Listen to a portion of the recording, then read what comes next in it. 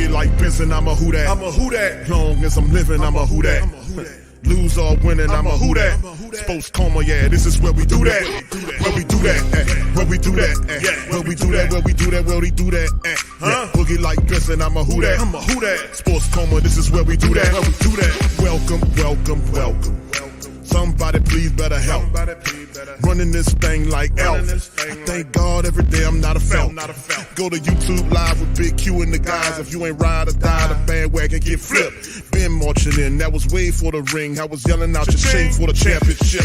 Bucking on town, duck down. Falcons pluck, get shut down. Panthers ain't much touchdown. The vision really belong to us now. So much hate on the Saints, you could probably tell. Ever since Bounty Gate hit the NFL, when things seem fishy, then you probably smell the crooked referees on Roger Goodell. Yeah, running like this, and I'm a who that. Every day I'm living, I'm a who that. Lose or winning, I'm a who that. It's the Sports Coma, this is where we do that. Where we do that, where we do that, where we do that, where we do that, where we do that. Boogie like Benson, I'm a who that. It's the Sports Coma, this is where we do that. You're listening to the Sports Coma with Big Q and the guys on the PRO Media Network.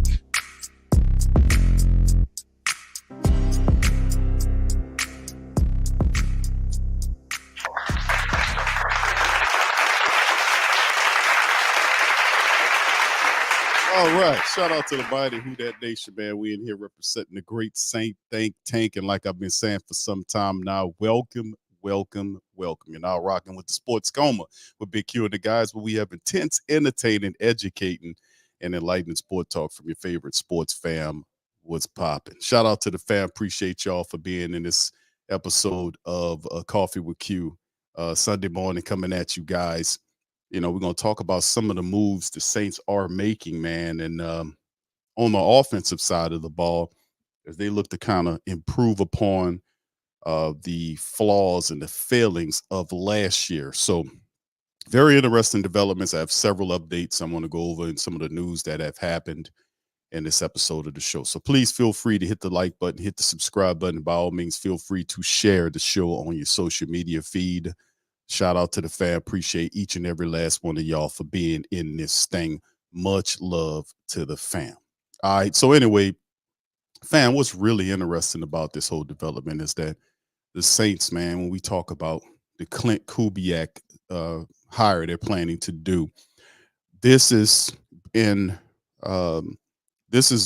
going full circle. What I mean by that, if you go back into your great Saint Think Tank historian mind, you remember that originally the Saints wanted to sign Gary Kubiak, the father of Klint Kubiak.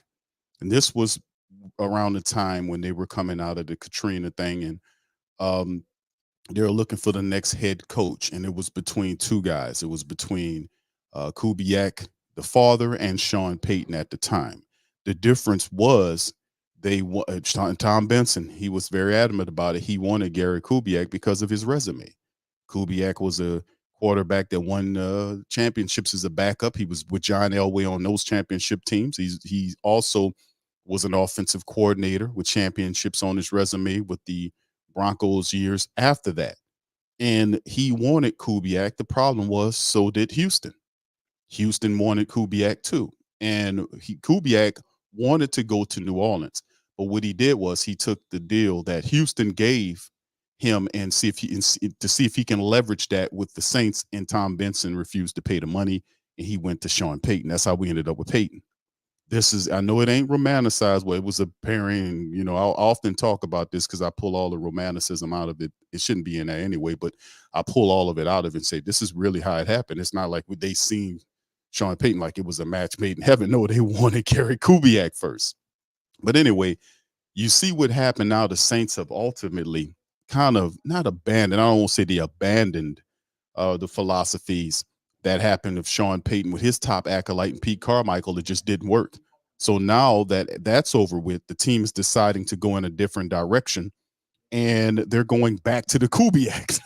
So in some way, it's always full circle, isn't it? It's pretty cool. So the Saints plan on hiring 49ers Klint Kubiak. Of course, the 49ers are in that bowl. They're in the bowl where the Saints want to be, but he's there. And soon as the Super Bowl is over with in another week or so, that they'll make the hiring official.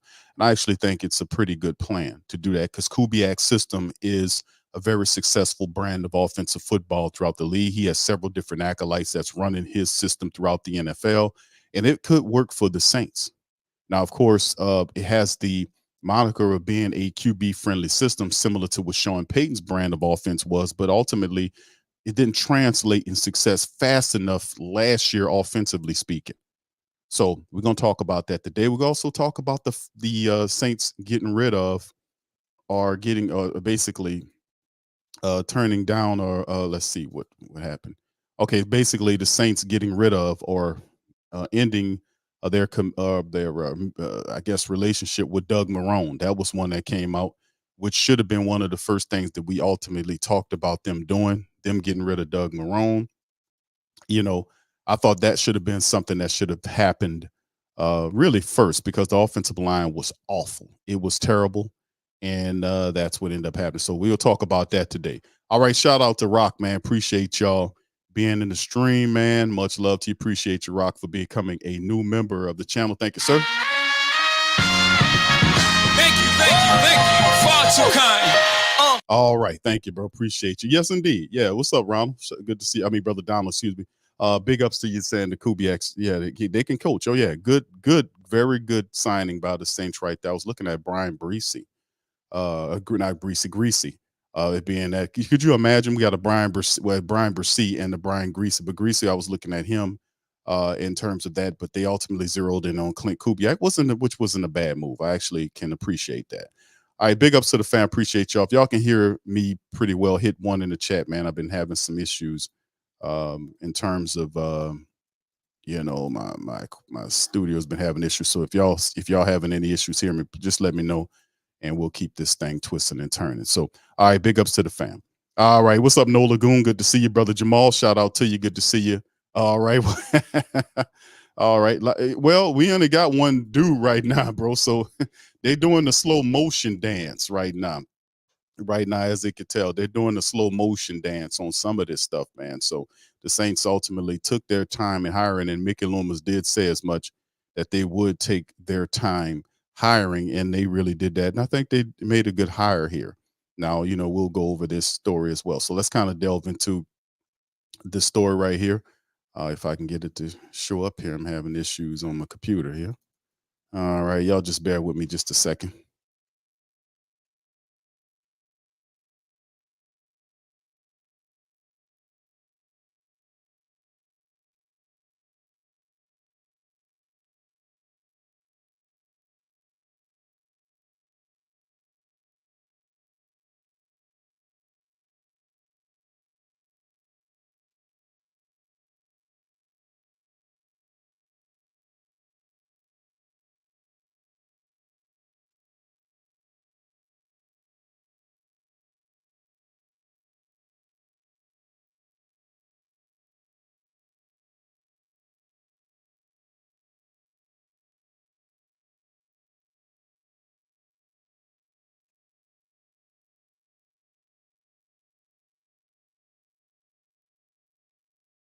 All right. Sorry about that, family. All right. Saints plan to hire 49ers Klint Kubiak as offensive coordinator. New Orleans Saints planning to take, of course, he's in the Super Bowl, so they'll wait, but it seems to be a done deal. Saints are planning to make him, planning to make 49ers passing game specialist Klint Kubiak their new offensive coordinator. Schefter reported that this past week. The Niners play the Kansas City Chiefs in the Super Bowl, so the Saints are looking for that offensive coordinator since moving on from Pete Carmichael early in the month.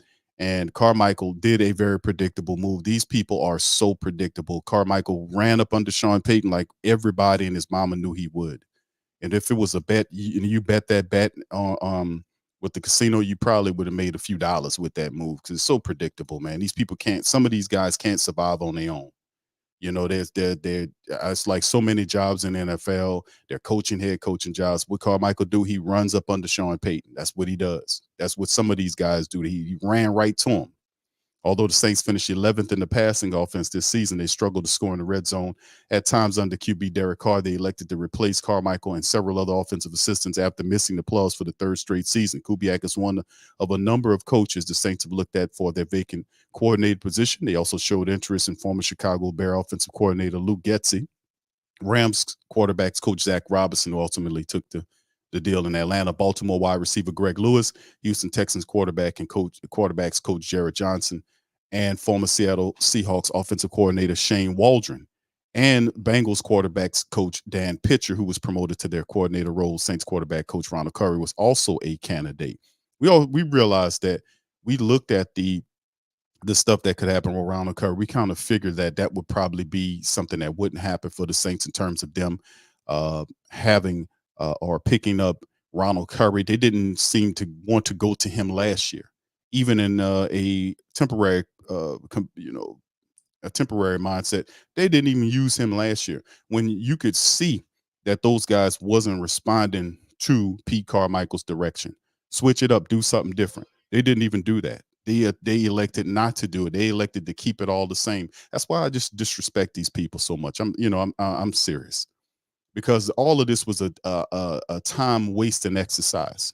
Anybody knows that's running a business or running a company know when things don't work right, you have to be able to adjust and adjust and do something.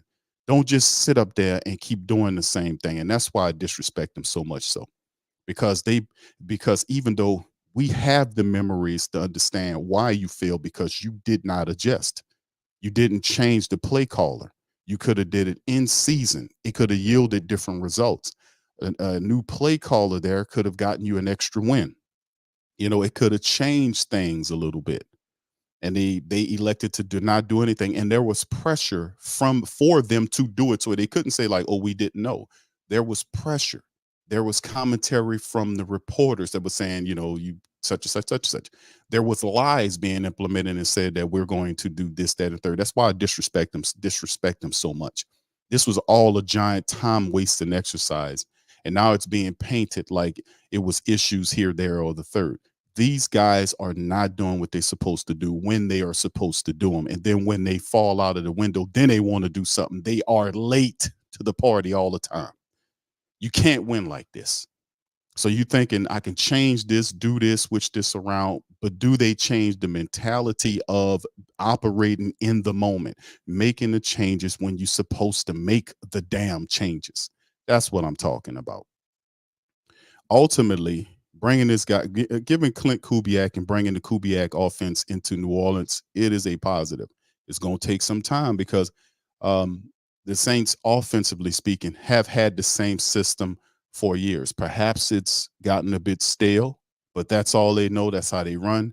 And they have some similarities there, with the system. But outside of that, it's a new system that established guys like a Kamara and all these other guys are going to have to learn. And that's going to take some time. How much time? I don't know. But in the end, it took Derek Carr almost the entire NFL season before he even looked decently consistently at the back end of the season. It was totally ridiculous.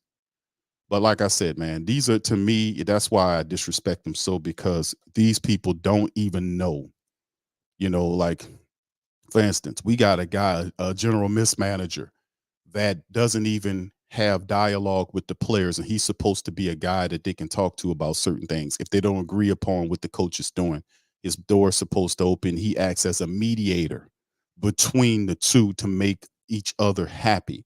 So if there is a beef inside of the Saints locker room, to protect it from going outside of the locker room, the conversation should be to the players. If there's an issue, you can't schmooze it out with your head coach.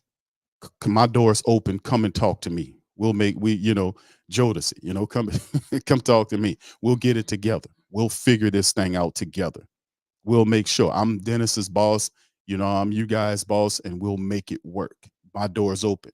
Cat Terrell dropped game when she asked him the question. You're not involved with, you don't have much to say to the players.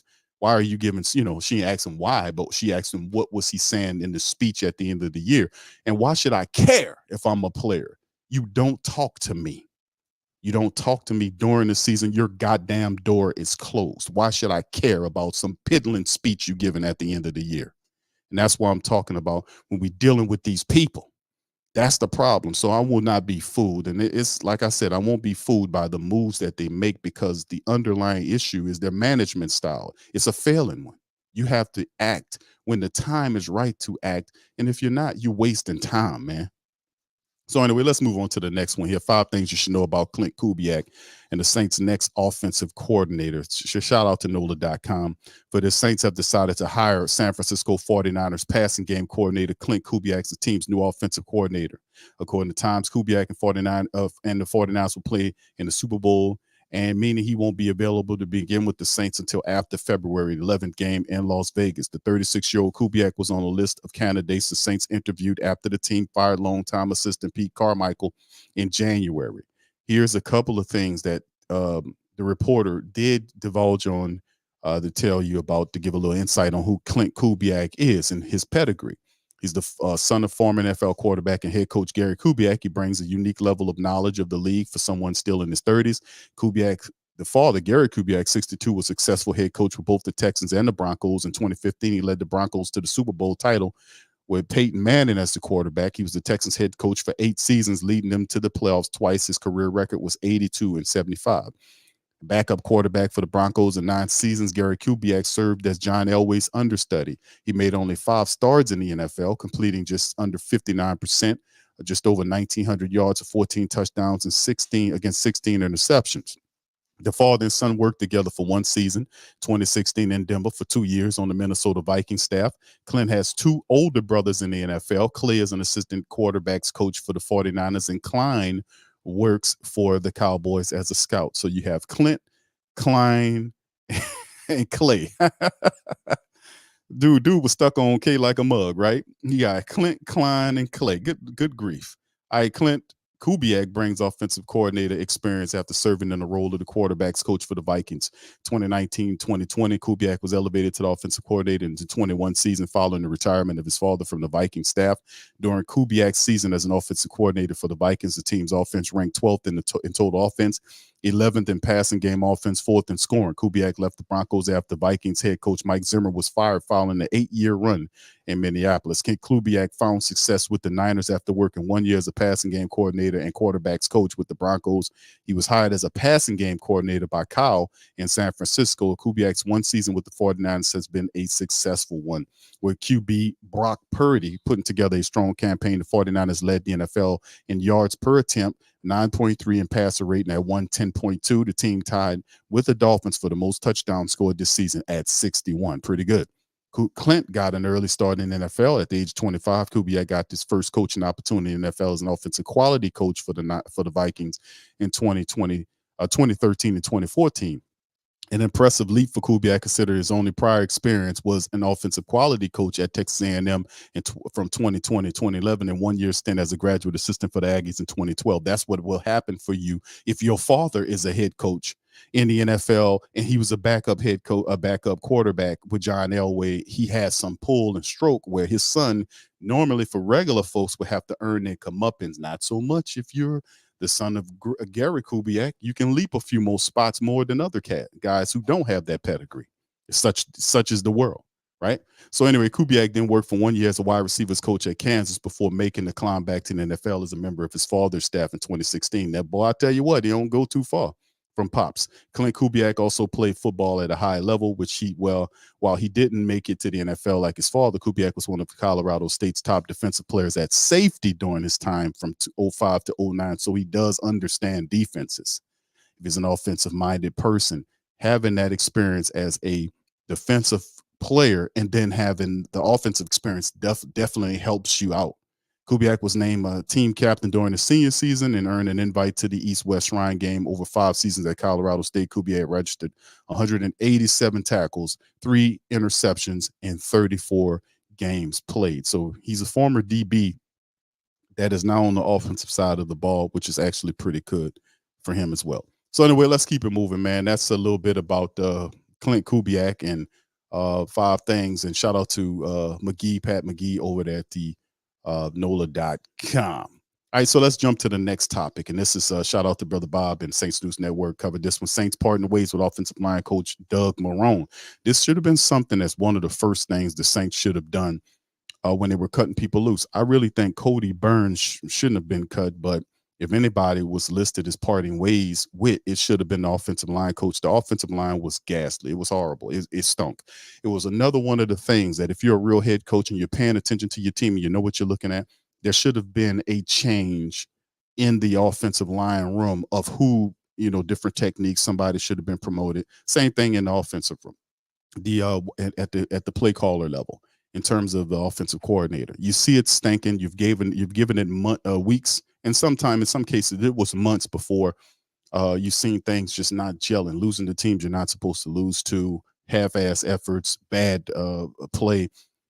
Shake it up, do something different, move around. These people don't do that well, but they finally get it right with moving Doug Marrone up out of here. Doug Marrone, line, they say, well, Q, the offensive line, such. Even when they were healthy, they didn't look right. Even when they were healthy, it didn't look right, man. It totally didn't look right. All right, so anyway, more changes coming with the Saints coaching staff. Amid reports that the team is parting ways with veteran assistant Nick Underhill of New Orleans. Football was the first to report on Saturday evening that Saints are parting ways with offensive line coach Doug Marrone, getting him up out of here. So, all right, so that's a positive for me. You know what I'm saying? So Doug Marrone, the news comes on the heels of Friday reports that the Saints will be hiring San Francisco 49er passing game coordinator Klint Kubiak as the new offensive coordinator for the next after the Super Bowl. Marrone, who's 59, just finished his second season in the second stint with the Saints. He was the offensive coordinator for Sean Payton's first staff in New Orleans back in 2006, serving 3 years in that role. Over 3 seasons, the Saints twice ranked first in both total offensive yards and passing production, while finished with a top 5 scoring offense twice. In 2009, Marrone left to become the head coach of Syracuse. After 4 years there, he'd become head coach of the Buffalo Bills at a position he held for 2 seasons. The Jaguars brought him in as an offensive line coach in 2014, but he promoted to interim head coach in the closeout of 2015 and took over as a full-time head coach following the year. Now, Marrone remained coach of the Jags for 6 seasons, taking Jacksonville to the 2018 AFC Championship game. Upon his dismissal in 2020, he was hired as an offensive line coach for the University of Alabama. The Crimson Tide finished 13-2 in 21, losing only to Georgia in the SEC Championship and the National Championship game. And of course, I'm not going to go through all of it, but in 2022, Marrone was brought back by Allen, who took over the coaching ranks, and he brought him in as the offensive line coach. And since his return, the Saints have managed fewer than 110 rushing yards per game and have ranked near the bottom of the NFL in rushing average. They're 3.6 per carry in 2023, ranked 31st in the NFL. Poor pass protection, bordering abysmal at times, also caused the offense to spin its wheels. But this was a constant thing throughout the entire NFL season. They never made any changes, which speaks to my point. These guys are not progressive-minded people. They're dinosaur-minded, fossilized-minded people, because if you didn't see it with your eyes, and you're blind, and many times they are, you could see it with the stats. If you can't see it with your eyes, you can see it with the stats. It's hard to get away from the data. The data was showing the fact that the Saints offense was bad. It was, in terms of them running the football, it was showing it was bad. You could put the tape on and see that the team was stinking, that they were awful, that they were garbage in terms of them attempting to run the ball. They were pretty bad. They were pathetic. So, I mean, in the end, this is a good move. It should have been one of the first moves they've done. But once again, like I said, we ain't really working with a true head coach, man. We're not really dealing with a true head coach right here. So, quarterback sacked 73 times over 34 games under Doug Marrone, and were often under constant duress. Injuries and the quarterback holding on to the ball too long were factors in this. However, the Saints were often completely helpless when dealing with inside twists, stunts, blitzes from opposing defenses. And another thing, your quarterback didn't do a good job of picking that stuff up either. Carr is supposed to see blitzes coming from different areas. He didn't see the blitzes, and they were not disguised blitzes. They were very visible blitzes that he would look at and see and not adjust to. He didn't. And like I said, he's a big part of what went wrong too, because if you see guys blitzing, you're supposed to set up protections. You're supposed to point out what they need to do. And oftentimes he didn't do that, in that pre-snap game of things. He didn't do that. But anyway, perhaps the biggest indictment against Marrone was the lack of development from their young offensive lineman. Rookie 4th-round pick Nick Saldiveri played 18 offensive snaps despite injuries and blocking issues up front. Starting right guard Cesar Ruiz from former first round pick regressed badly. He really did. After finally showing some promise the prior season, he did fall back into the hole. Now, whether he got paid and he just went down, I don't know. But there were plays where I was watching on the film when we were doing we was doing everything, man. We was doing the all 22 film on Cesar Ruiz, and I was just really just upset how Cesar Ruiz didn't consistently do it, and not only him but McCoy too. McCoy spent more ground and so much time on the ground. I thought he was a goddamn gardener. I thought he was doing landscape work. That's how much time McCoy spent on the green this past season. And it was situations where they will pull out to make blocks and they would miss the blocks. They wouldn't block anybody, or they don't know who to block. How is that even possible? But like I said, it was awful, and you could see it from the get-go. All right, so in the most erroneous disappointment has been from offensive. Yeah, and then you talk about Trevor Penning. 2022 first round choice. Penning missed most of the rookie year with a foot injury, but was inserted as a starter coming into this year, showing zero progress. Penning was benched after just 5 games. He played only 13 snaps over 11 contests, getting surpassed on the depth chart by journeyman and career backups upon taking over the offensive coordinator spot. Kubiak and the Saints will need to fill positions at the offensive line, a wide receiver coach, and running backs coach. Now, let's address that right quick.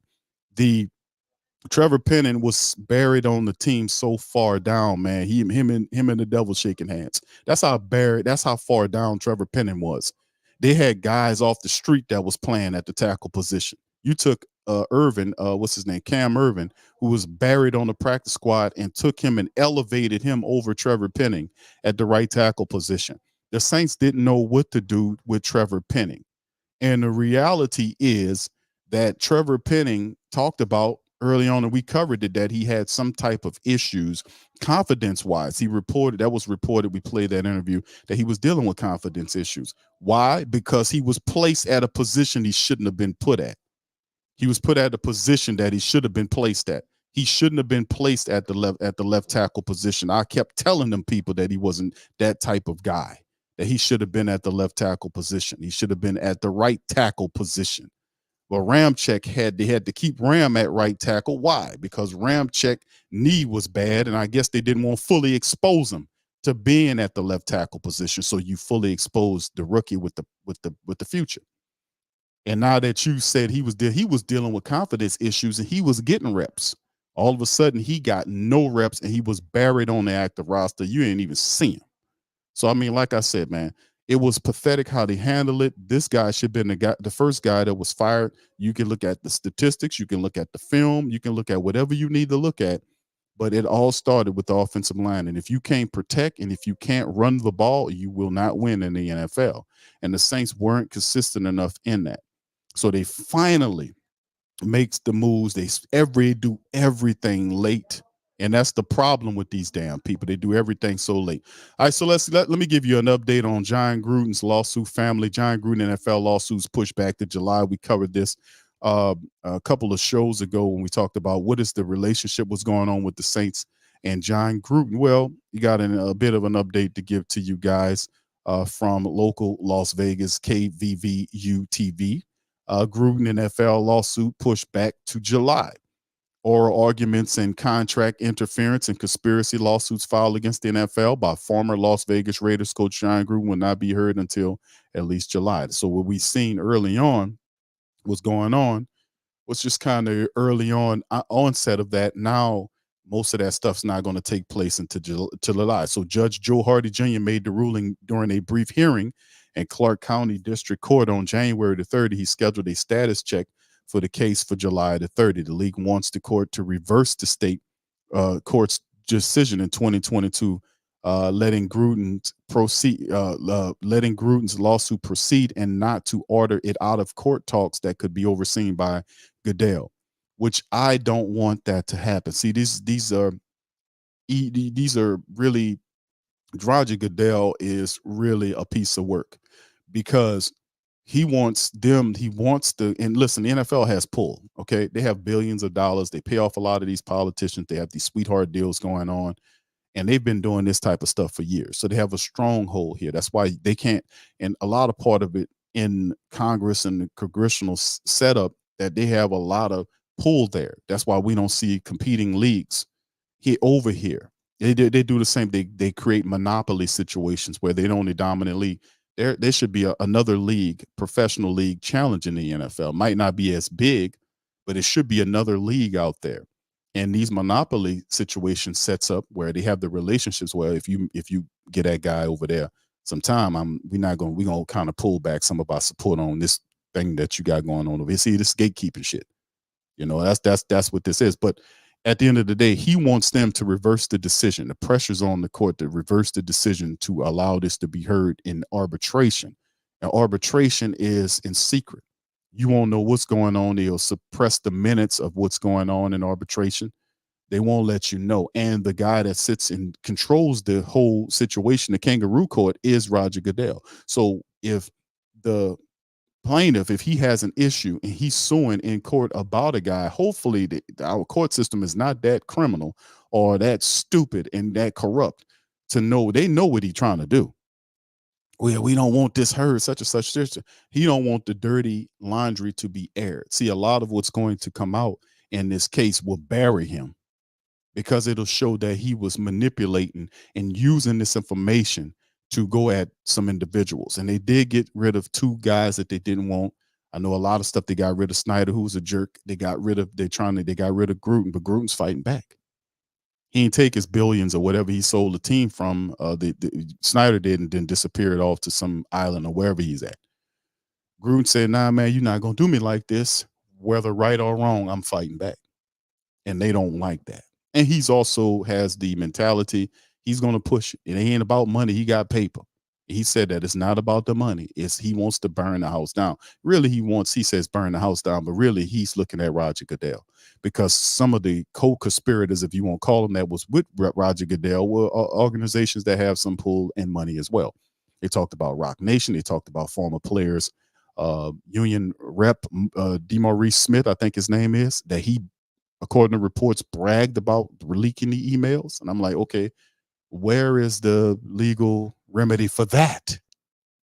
So, like I said, Gruden's going after him, man. And I'm really hoping the courts do their job and keep it out of arbitration because I want to see everything that's going on. And it's about time that these people be exposed for what they're doing. This is the time of exposing these frauds and these people that's out here operating with this and being using their power and their position wrongfully. So if there was some wrongdoing, and obviously it is because they're fighting hard to get this in arbitration. Hopefully it stays in the court system. But in terms of New Orleans and them looking at John Gruden, the Saints looking at Klint Kubiak. So if we're starting to get a bit of clarity here. So if Gruden is, in I guess in a relationship with the Saints after all this clears, it'll probably be in a senior role or something like that.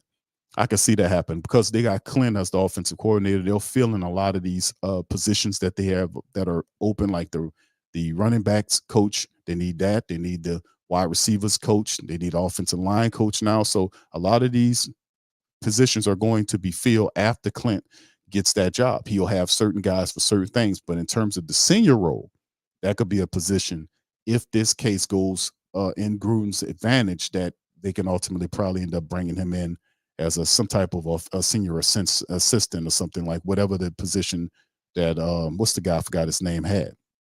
All right, so anyway, to finish it out, the league wants the court to reverse the court decision or the judge decision back in May of 2022, letting Gruden's lawsuit proceed and not ordering it out of court talks that could be overseen by Roger Goodell. Gruden accuses the league of improperly leaking racist, sexist, and homophobic emails that Gruden sent when he was an ESPN announcer to force him to resign from the Raiders in 2021. Gruden's emails from 2011 to 2018 went to former Washington Commanders executive Bruce Allen and were found amid emails the league obtained during an investigation into workplace culture of the Washington team. Gruden alleges the disclosure of the emails destroyed his career and ruined endorsement contracts. He's seeking monetary damages. See, that's what he says. There's also interviews that says he's not looking for that money. He wants to burn the NFL down. Of course, he's suing them for some money as well, but his key thing is he wants to hurt them. Because what they did to him, they hurt him, so he wants to take them down. The thing is, he got something. He got something that they're really scared of. So that's going to be interesting to see how that all works going forward. All right. So anyway, let's keep it going, fam. All right, here it is. Derek Carr could stay with the Saints for 2 years on a restructured contract. This is Bleacher Report. This happened a couple of days ago, and it was broke by Luke Johnson of NOLA.com. Saints need to clear significant salary cap space, and based on conversations he had he had at the Senior Bowl, he expects them to take a big step toward getting under the cap, and by restructuring Carr and lowering his $35.7 million cap hit. Can't believe we paying him that much. Johnson noted that the restructuring Carr's contract would essentially tie him to the team for the next 2 seasons, whereas they would be able to cut him after the 2024 campaign with a little cap penalty if they were to leave his contract untouched. However, overthecap.com lists the Saints as being over $83 million over the salary cap, which is by far the most in the league. What's new? They've been doing this. Restructuring Carr would allow the Saints to make up a significant chunk of that deficit, as converting all but the minimum veteran amount of the salary into a signing bonus would save $21 million in 2024, according to Johnson. Now, the Raiders released Carr last offseason, after he spent time with the Las Vegas team, and he earned 4 Pro Bowl selection there, searching for answers at the quarterback position, allowing the retirement of Drew in 2020. The Saints took a chance on Carr by signing him to a 4-year, $150 million contract. Carr's first season in New Orleans yielded mixed results, as he went 9-8 and completed 68.4% of his passes, just under 3,900 yards and 25 touchdowns against 8 interceptions. Sounds good if you're a stats guy, but stats aren't everything. If you watch the games, you can understand it wasn't, the numbers in the play didn't look right. The Saints were widely viewed as a favorite to win the NFC South, and they didn't, but they fell short of their goal at 9-8. Tampa Bay Buccaneers won a division on a tiebreaker. Although it wasn't always pretty for Carr in offense in 2023, he had ended the campaign on a high note, throwing 12 touchdown passes against 1 interception over the final month worth of games. So all of the stuff that we were looking for Carr to do after a month of football, when usually a month, 2 months, you start seeing he struggled all the way until the last month of football. All the way, it was just ghastly. And it was, instead of lying as much as he did, maybe he would have done a better job and just saying that they don't know and going about the business, being accountable and doing what you're supposed to do. You know, I mean, it was really weird, but ultimately it took them all of the season up until the last month worth of games before you start seeing he picked it up.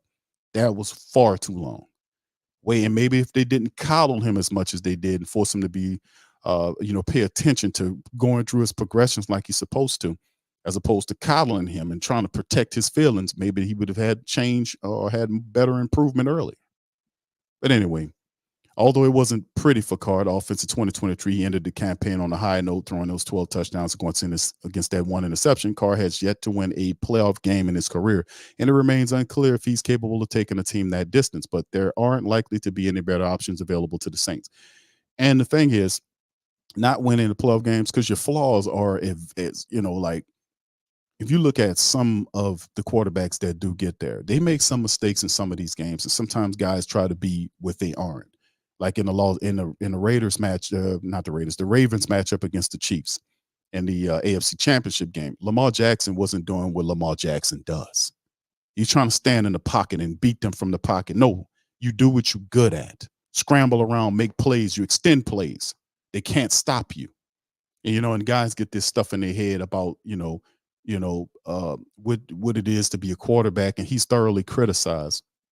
And now he'll be thoroughly even criticized even furthermore with getting that money and how he fell apart. But be who you are, and if you see issues in your game, be real enough to know that you got to change things. That's a problem that I usually have with some of these guys.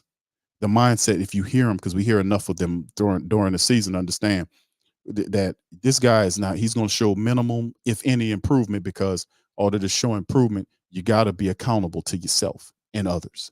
To yourself first and foremost. You got to tell yourself the truth and not lie to yourself. He lies to himself a lot.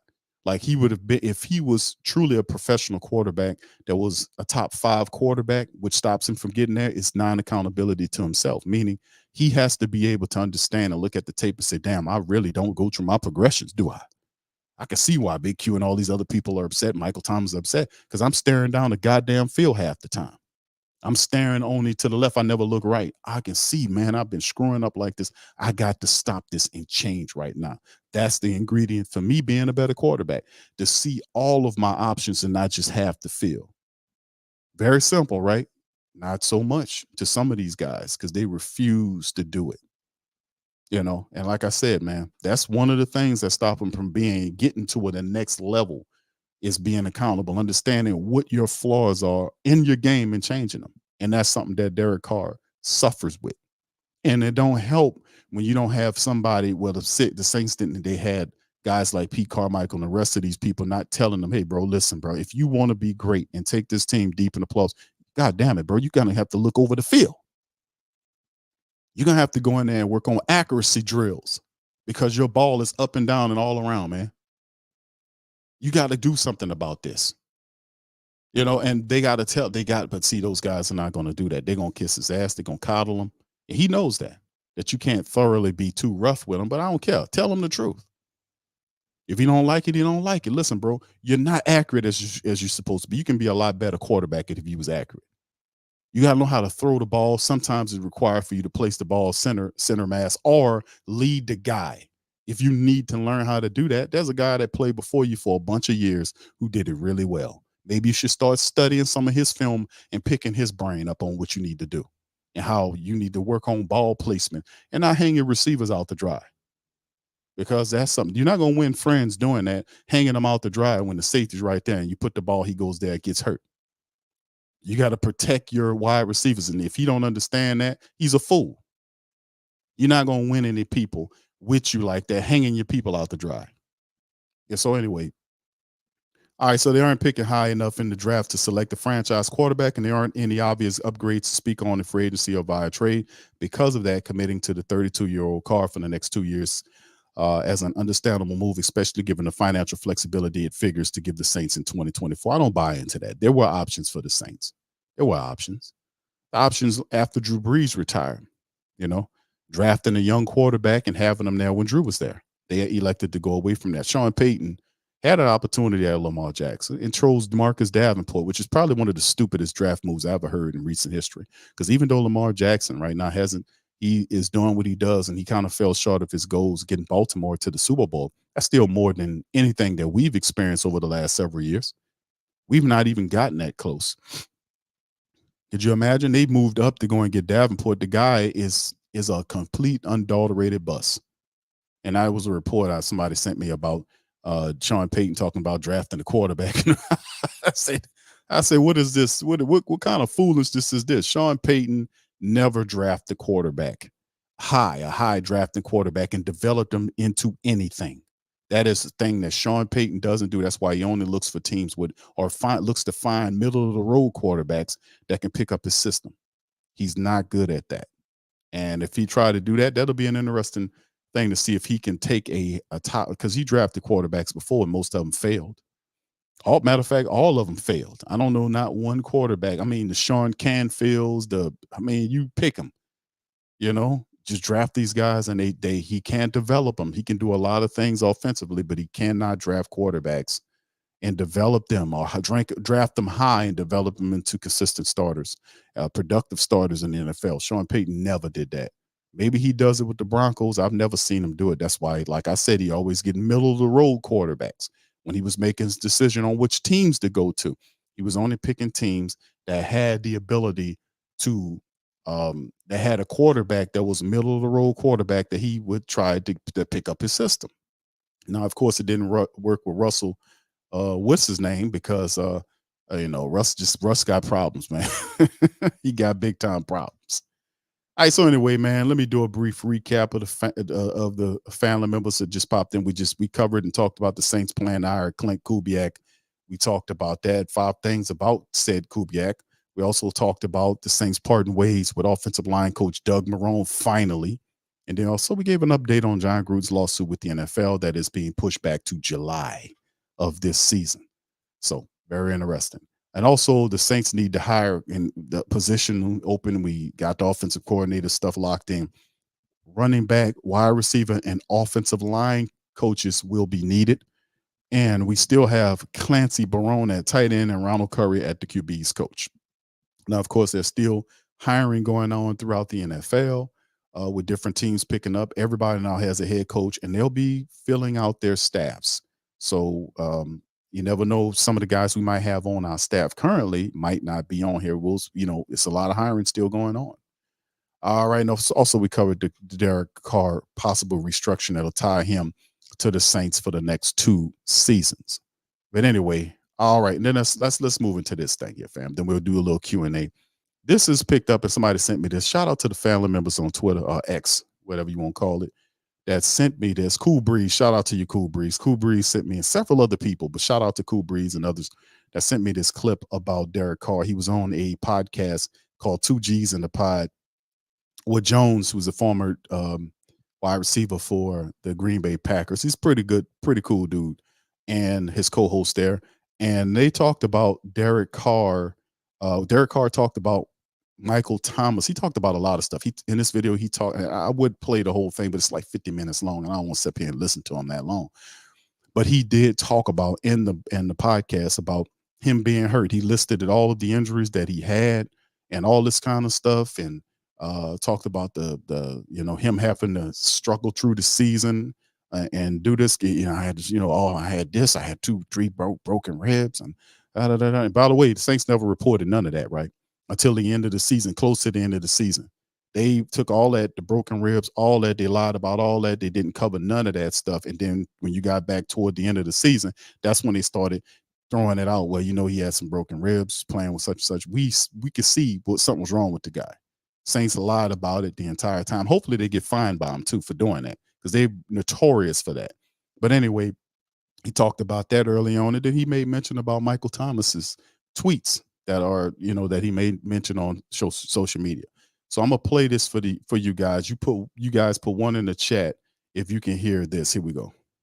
About it too. I see you going back and forth with another receiver or something that played in the league. Like, you're talking to just a regular fan. Like, come on, bro. And look how the greatest do it. I'll never understand it. Look how the greatest do it. And I'm going to say this. Devontae Adams got his head knocked off. There were several times, no matter who was throwing to him this year, where I thought this man is going to be injured. They are putting him in a bad. Never did you hear Devontae get up and blame the rookie or blame Jimmy or anything like that. I'm sure he had a discussion with him. You guys know him better than me. Maybe like, hey, you got to put this in a better place. But I think that was an example of the right way to do it. So wanted to bring that up. But James, we got the Super Bowl coming up. I know James has been out front talking about Brock Purdy. James will not give Brock Purdy any respect. And the last couple of days, I have given him some respect, especially what he did. I grew up to where, number one, it's always my fault. You know what I mean? Yeah. I'll never forget, like, Aaron had threw me a ball, an in route. I got my helmet knocked off. Boom. Right? I scored a touchdown. I tell him, good ball. my family was like, what you mean, good ball? He almost killed you. But, like, I'll tell him that in the locker room if I felt like that. You know what I'm saying? I didn't caught the ball, got my ribs broke. Matt Flynn, I ain't coming there, man. Matt Flynn set me up, this and that. Like, come on. You do not do your teammates like that. I absolutely hate it. I don't know why they go to social media. You have my number. If you have an issue with me, man, just text me. I do not understand that. Like, a quarterback is not going to make every throw. They blitzing me. I'm trying to do this. I'm trying to do that. Like, it's a lot of stuff happening. And same with a receiver. We're not going to make every catch. So at the end of the day, I just hate it because I don't like when other teammates, put their teammates on blast like that. Now, it's different if you talking to the media or whatever, and you like, listen, I got to play well. DC got to play better. Well, that's different. You know what I'm saying? But calling one of your teammates out, man, I absolutely hate it, man. I don't know why dudes do it nowadays.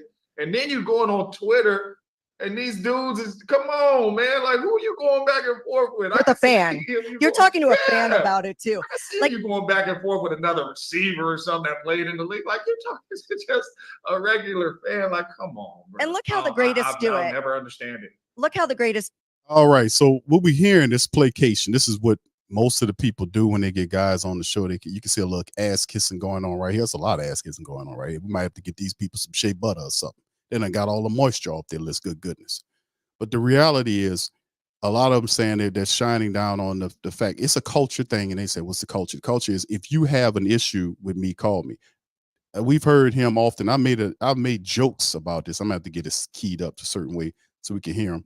Well, there are jokes that are said that I make about Derek Carr and the fact that he, y'all know, Gundam know how I do these things. What I say, I call Mike Thomas. I showed him a picture, but that's what I do. I emulated him, and we make jokes about him because they do communicate, texting or calling. He said that he alluded to that they do talk. Now Thomas is on here, on there tweeting away to the people, and he not answering everything because he kind of doing it, answering in a cryptic way about some of this stuff. Some stuff he letting go, but it's obvious to me that if you look at what's happening with the Saints organization, that it's not just Derek Carr. Derek Carr is a symbol of Dennis Allen. Dennis Allen drafted this guy, and then he brought him in here to be the man, but he hadn't earned anything. I mean, because you're the leader, because you're getting $150 million, but you're not doing anything. He's not accountable. And when he's not allowed to be criticized, I've criticized his ass all the time. I really do. And James Jones, bro, you don't sit up here and get on here and talk about the family members that he's communicating to, because that's what they're supposed to do. I am thoroughly against them being aligned between the players and the people that support the players so they can have the lifestyle that they have. I do think that's a pretty cool thing when professional athletes do engage on Twitter or in real life with people that support them. They owe them that much. They owe them that. So that's not a down thing. So you're wrong for that, brother. Oh, well, you up there talking to fans. Come on, man. Bro, listen. At some point aspect, not everybody's played in NFL, but there are guys that played in high school like myself that understand the game. I didn't go to college. I had a chance to. I didn't. I chose something differently. Many people understand the game. I've talked to ladies out there that understand the game than some guys do. They never played high school football, whatever the case may have been, but they understand the game. You get what I'm getting at, bro? So, I mean, it's from a concept standpoint, they get it. And it's not a difficult thing to get. It's a freaking children's game. It's a kid's game. It's nothing deep about it. What they do is they convolute it because they're doing the same stuff. They're just renaming it. Like if you come from a different team and you run into the left between two tackles, it might be called banana 2-1-3 or whatever. And then in this scene, we don't call it banana. We call it pineapple 8-1. You see what I'm saying? It's basically that. They're doing the same things, but terming them different. They're using different terminology to do the same things. That's what you got going on in there because it's a copycat system. But in the end, Derek Carr is not allowed to be accountable. That's where we step in. We have to make you accountable. And as long as people are doing this kind of stuff where they holding them from being accountable, I don't appreciate that because that won't get us where we need to be. We don't need less accountability. We need more accountability. That's why I'm hard going in on Mickey Loomis and what he doing with the Saints. I go in on Dennis Allen. I go in on these damn people here because they're not holding any type of sense of real accountability. None whatsoever, especially when shit is hitting the fan and you could do something about it. They smash it and don't do nothing about it. And then when it's over with, they won't talk about it then like, oh, we failed, but we're going to change this and we're going to do this better. And I'm going to make it uncomfortable on these guys. No, you don't need to make it uncomfortable on nobody but your damn self because you ain't doing nothing. That's what I'm talking about. Make moves when you have the opportunity to make moves and not after it's over with. That's what I'm talking about. But let me play the rest. It's meant a lot to me. It's something I'll never forget. It really made me feel like, okay, keep doing what you're doing. Keep working hard. Keep learning the game. So we never get a chance to say these behind the scenes stories. We just hear the press about people. So I did want to put that out. No, that's good because kind of the same thing happened to me. I never even played against Gruden, never played for Gruden. And when the first interaction I ever had with Gruden, he walked up to me. He was like, hey, man, I ain't never seen nobody with hands like you. And I'm like, like, how do you know me? You've been watching me. I know you done called a couple games and all that type of stuff, but like you've been watching me, you know what I mean? And just for him to walk up to me and just, respect, like, bro, like, you know what I mean? Like, you're a tough receiver, man. I ain't never seen nobody catch like you. I'm like, okay, like this dude get respect. So I know Gruden is a good dude, man. Yeah, he's a good dude. He said things he shouldn't have said, and everyone's in agreement. Like, don't talk like that, Yeah.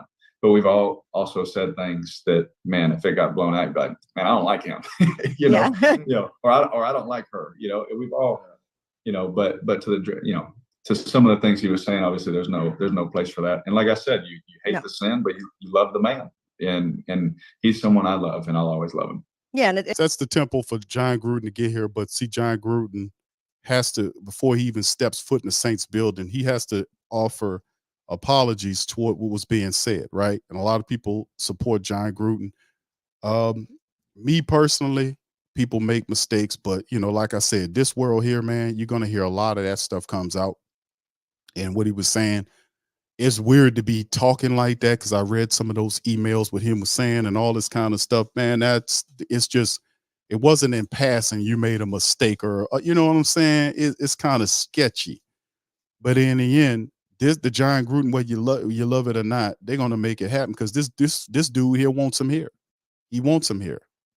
And the Saints and Mickey Loomis, like I said, they're gonna do whatever they can to make sure this guy's happy, because their futures, they've hitched their wagons to Derek Carr's train. And at the end of the day, that's what it's going to come down. So they kind of get it. You heard James Jones said, and he played for Gruden when he was with the Raiders. So I think it was, but I know that's what he's speaking about, John Gruden, but he was a Raider guy too after he left the Packers.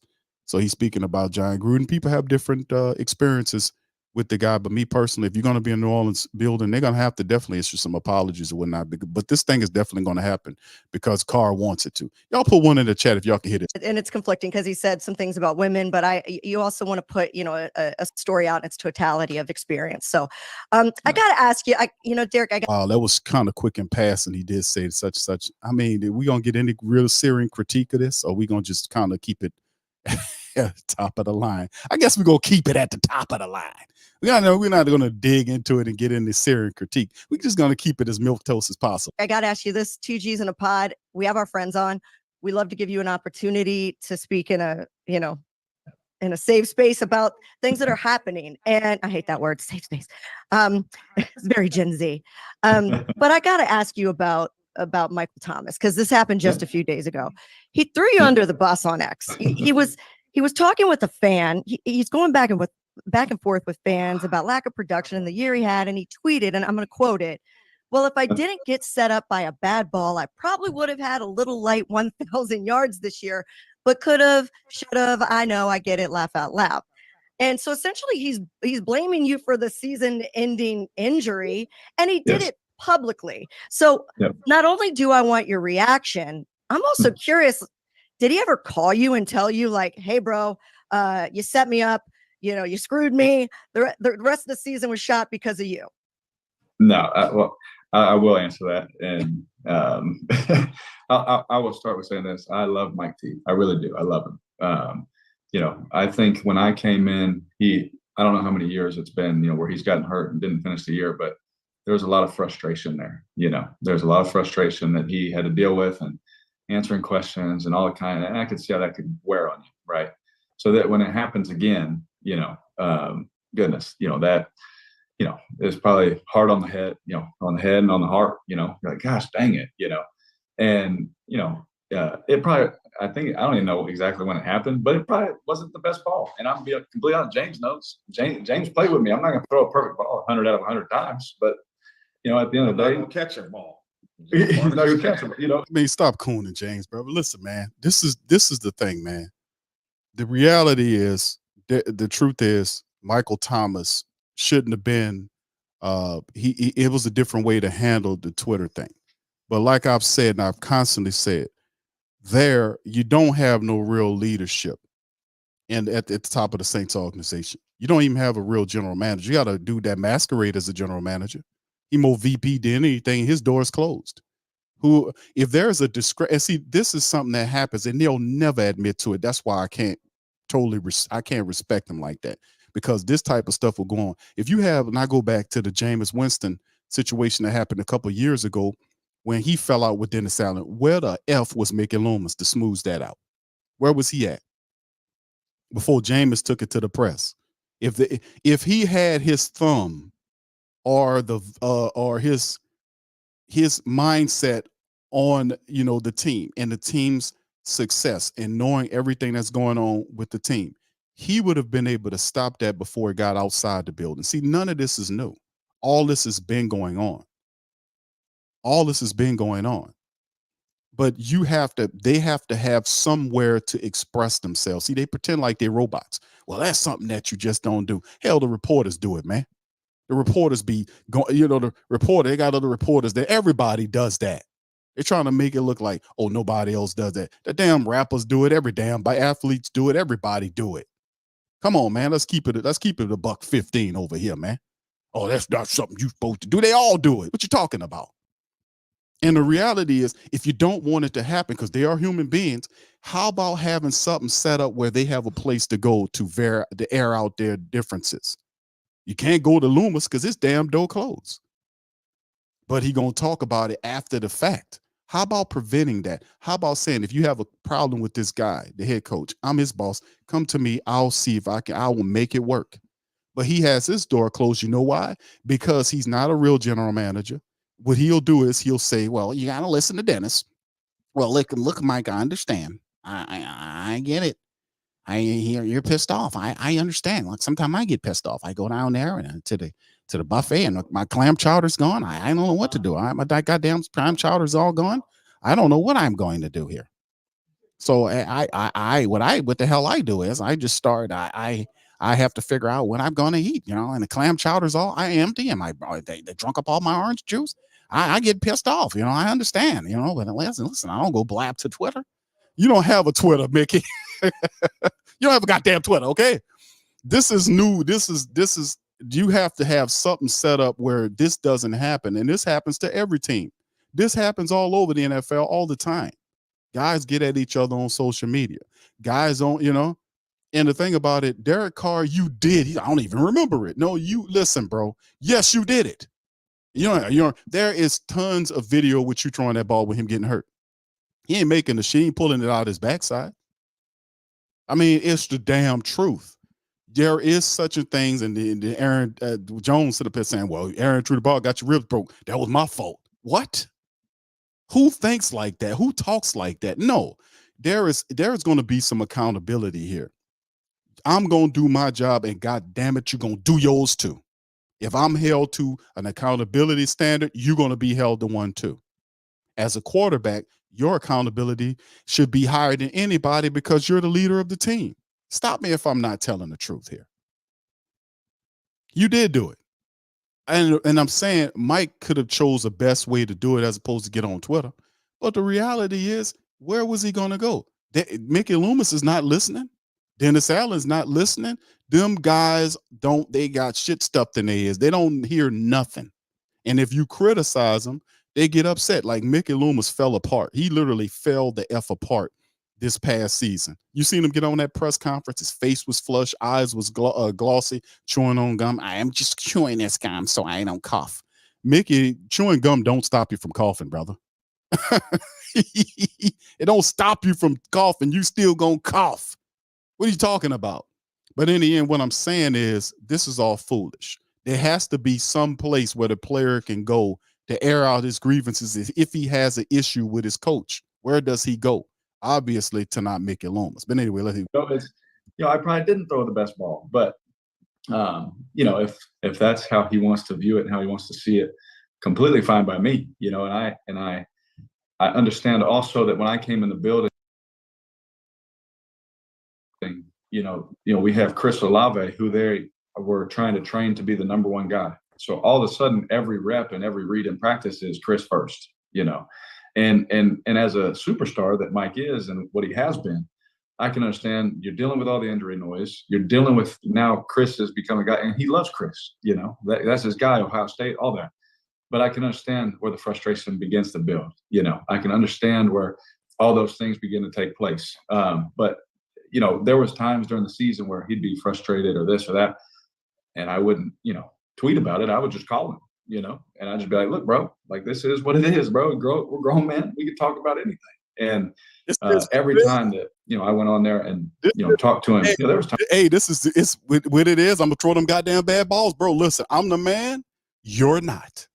I'm going to throw them goddamn bad balls. I'm going to throw them low. I'm going to throw them high. I'm going to throw them in front of you. You might have to leap out. You might get hit from the side, and then the other side, you might get a crunch sandwich. But hey, listen, bro, this is just how it is. This is how it's going to be. You know, I ain't the best. I ain't the most accurate guy in the world, but at the end of the day, I'm the quarterback. I'm the $150 million man, they're going to protect me and not you. You're going to be the bad guy if you come up against me. It's just what it is, But Carr, you got to improve, bro. There's times where I went at him and confronted him about something and said something. And he probably over time, with all the frustration, grew to not liking that, but I've always just tried to tell the truth in love. And sometimes, people don't like it, but, I hope Mike finds what he's looking for. I hope he gets everything he wants in life, because I do love Mike. But at that moment, I didn't really like it. I was like, you just call me, bro. Like, just call me, bro, and tell me that I'm not accurate. Just call me and tell me that, that I'm not accountable. Just call me and tell me that. And I'll disagree with you on the phone, but you can call me and tell me that that my ball placement is not very good, that I'm not very accountable, that I understand that I hang out wide receivers all the time. I put them in positions where they'll take a nasty hit from a defender. I do that. I did that to Alvin Kamara several times this past year. Hell, I did it to Chris Olave. He got his top knocked off a couple of times. Hell, I did it to Rashid Shaheed. That's what I do. I'm Derek flipping Carr, inaccurate as hell, but at the end of the day, I'll impale your ass with the ball. That's what I'll do. But it's just more of the same, man. Yeah, so Michael Thomas, I hope he finds what he's looking for, which means, guess what? Hasta la vista, the freaking Mike Thomas. It's all. I hope he finds what he's looking for. Yeah. You know what that means? Good luck, good grief, good riddance to you, Michael Thomas. I hope he finds what he's looking for. That means he's up out of here. Get gone. So anyway, it happens in the NFL, man. Whether it's Carr or anybody else, these guys are not as accurate as you would like them to be. They throw balls and sometimes get their guys hit.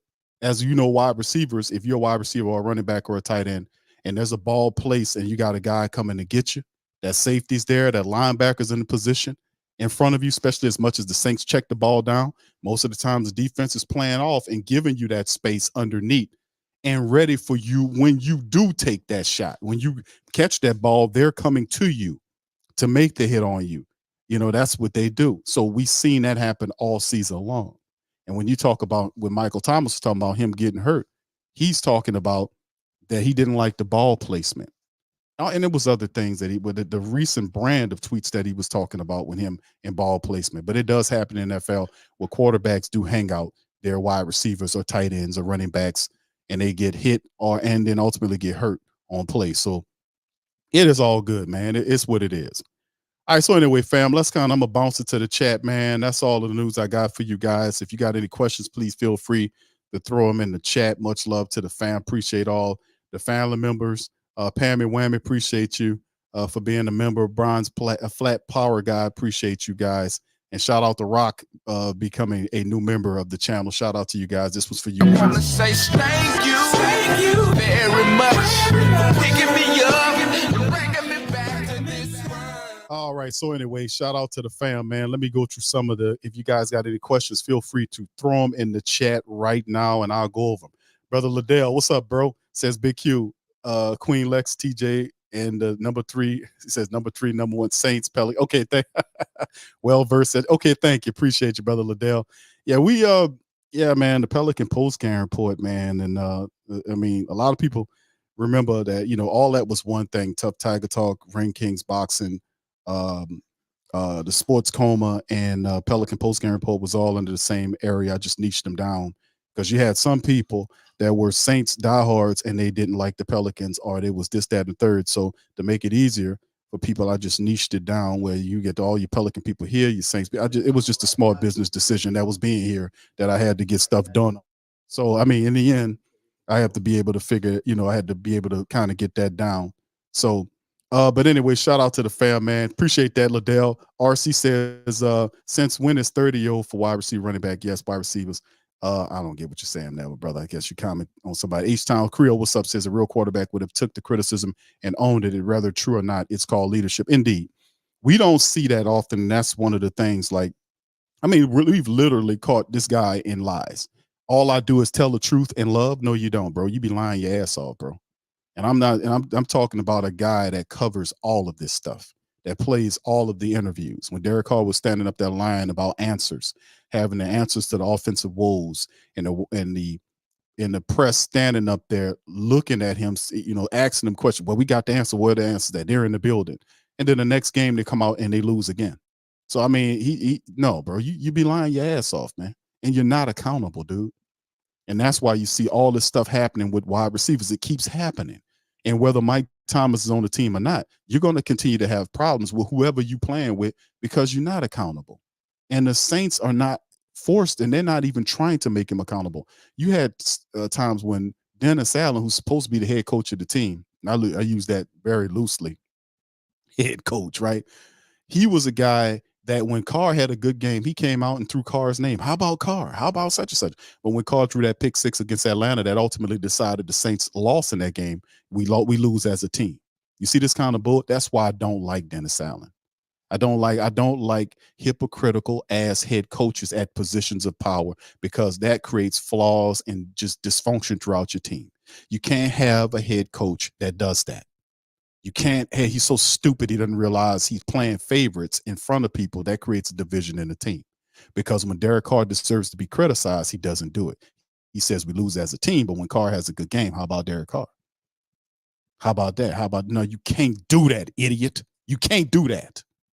And that's why I said he's not a true head coach. He's not a leader. You can't do that kind of stuff, man. You can't do that as a parent.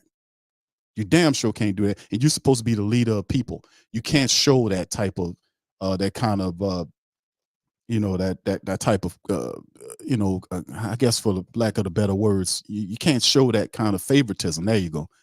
And one player versus another player, you can't do that, fool. And then of course there's Mickey Loomis, who's an idiot in his own right. Mickey Loomis sits up there and he pretends to be a general manager. He's really the general mismanager of the team. He's not really a general manager. He doesn't have the pulse of the team. He doesn't do evaluations during the season because, in his own words, he's too emotional to do them. Whether the Saints win, he's emotional. Whether they lose, he's emotional. So it sounds like a cop-out. So we got a cop out there who don't want to do the job. And whatever VP job he is, I say do it. Let somebody else do the general manager, because you're not a good general manager. You've been masquerading for 20-something odd years. It really been Sean Payton telling them what to do. And it was evident if you look over the last 2 years of how he's supposedly supposed to be a manager, it looks totally bad, because you can't use the same just take my hands off it and give it the Sean Payton approach that you could with Dennis Allen. You know why? Because they're totally two different people with two different skill sets. And as a general manager, you're supposed to be able to see the difference between Dennis Allen and Sean Payton, for goodness sake. Everybody with brain cells can see the difference. You're supposed to govern them differently. You're supposed to manage them differently. He's a guy prior to this year was a losing head coach. So obviously he's missing parts of his game, which contributed to him being aloof, a loser. It's things that he's doing that he's not really good at. You got to keep your thumb on him. You got to keep watching him. You can't let him destroy the team and then make excuses for him while he's destroying the team. You are an idiot for that. But no, you guys are lazy and unsophisticated when you report on stuff that's happening in the building. No, you're not qualified to talk about my coaches. No, you're not qualified. Oh, hell no. You guys, I'll tell you something. You guys aren't qualified. You sit up on your ass there. And I've been a manager for 37 years. I know what I'm doing. No, you don't know what you're doing, bro. You've been protected for 20-something odd years, man. You really have. And like I said, just look at you got enough space and time over the last 2 years to understand what this is really hitting for. It's not hard to tell.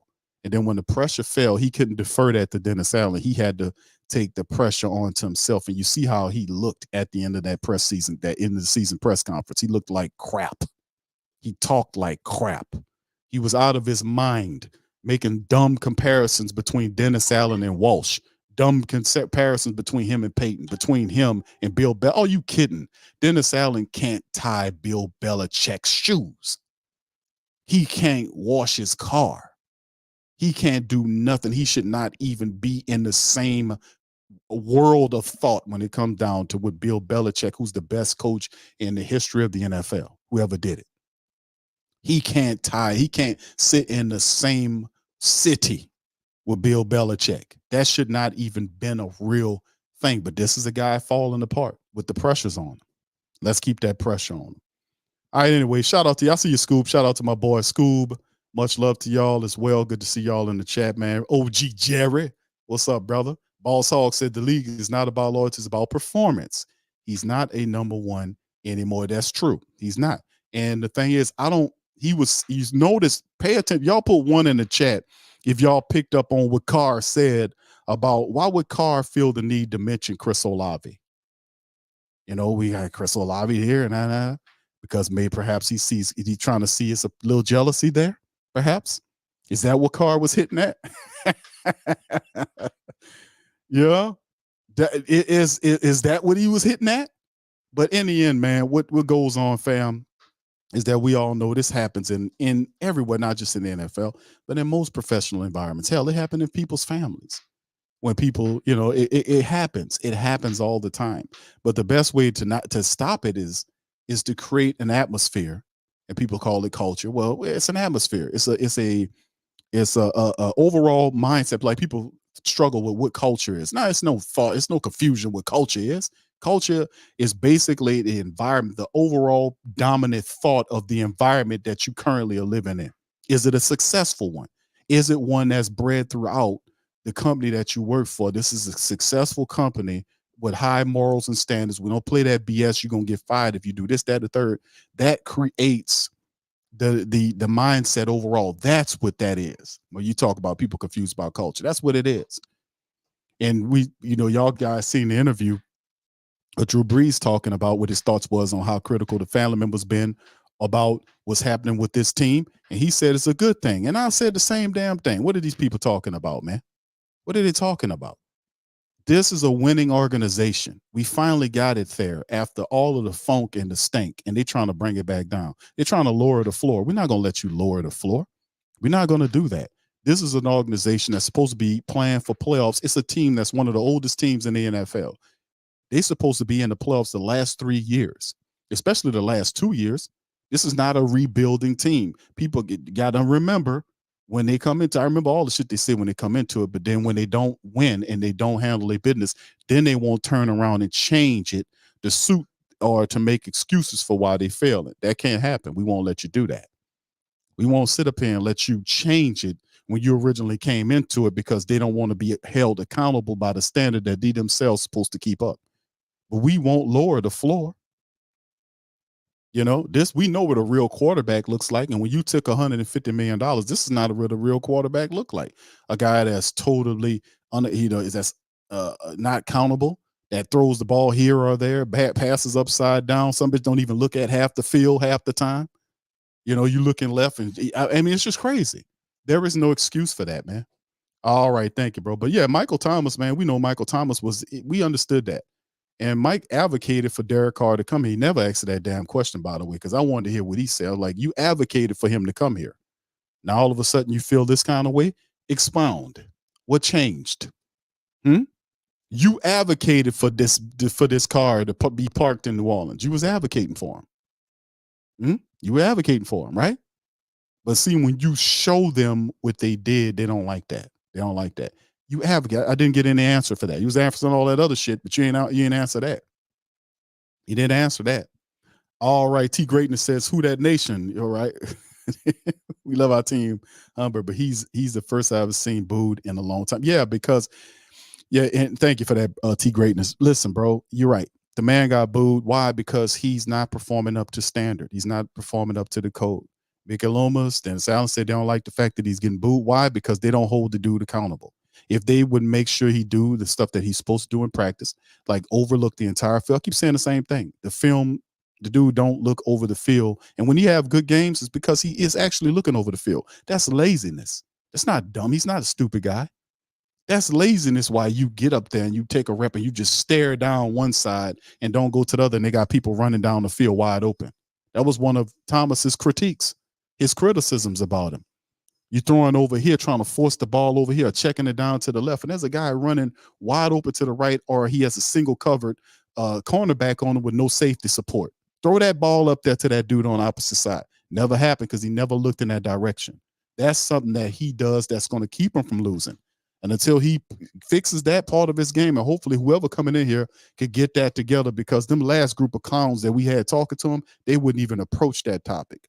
It was terrible. Robert says, what's up, Robert? Says, Q, what do you think about losing Taysom Hill? Well, we got what, one more year, Taysom, of being here? I mean, bro, at some point we gotta do something else, man. We gotta, like, for me, Taysom's a running back. Like, he's just a running back, and we use him at wide receiver sometimes. He's not a tight end. You know, he gets majority of his yardage as a runner. He does catch the ball out the backfield extremely well. I love Taysom Hill's aggressiveness. I love the fact that when he's on, you can't stop him.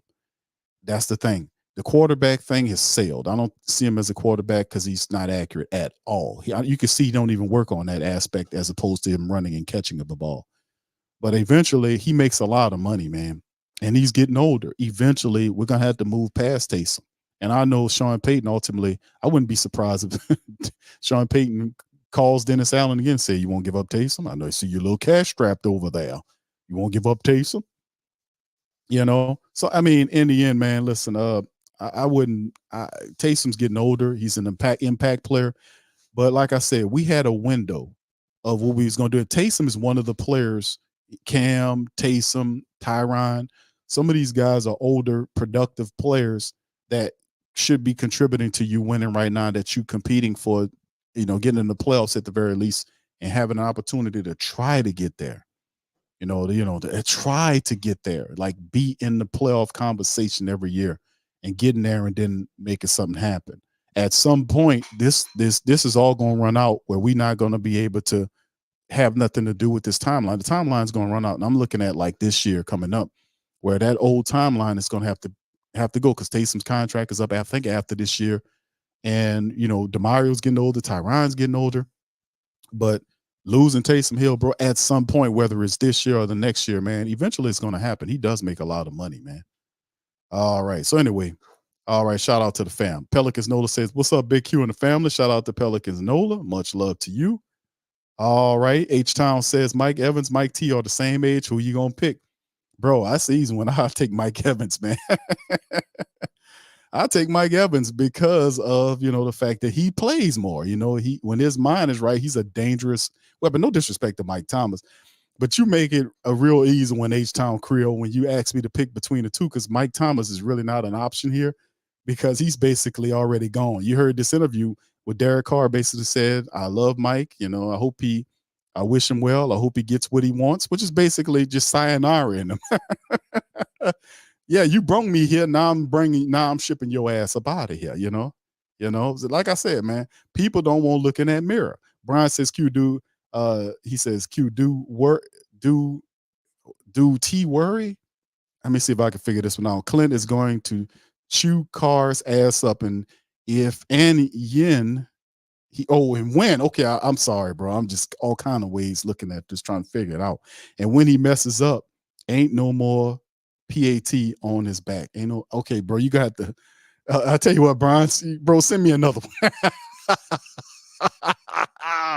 Say, bro, send me another one, bro. Send me another one, bro. Well, I have to work to figure it out, bro. I'm gonna try to answer. Do me another one, brother. Send me another one. KB, what's up, bro? Say, yo, Q, can you see them bringing in?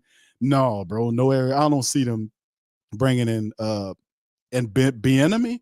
For what purpose would they be bringing in Eric Bieniemy? I don't see them bringing in Eric Bieniemy, and because if Klint Kubiak's the offensive coordinator, I don't see Bieniemy. What role would Eric Bieniemy play with the Saints?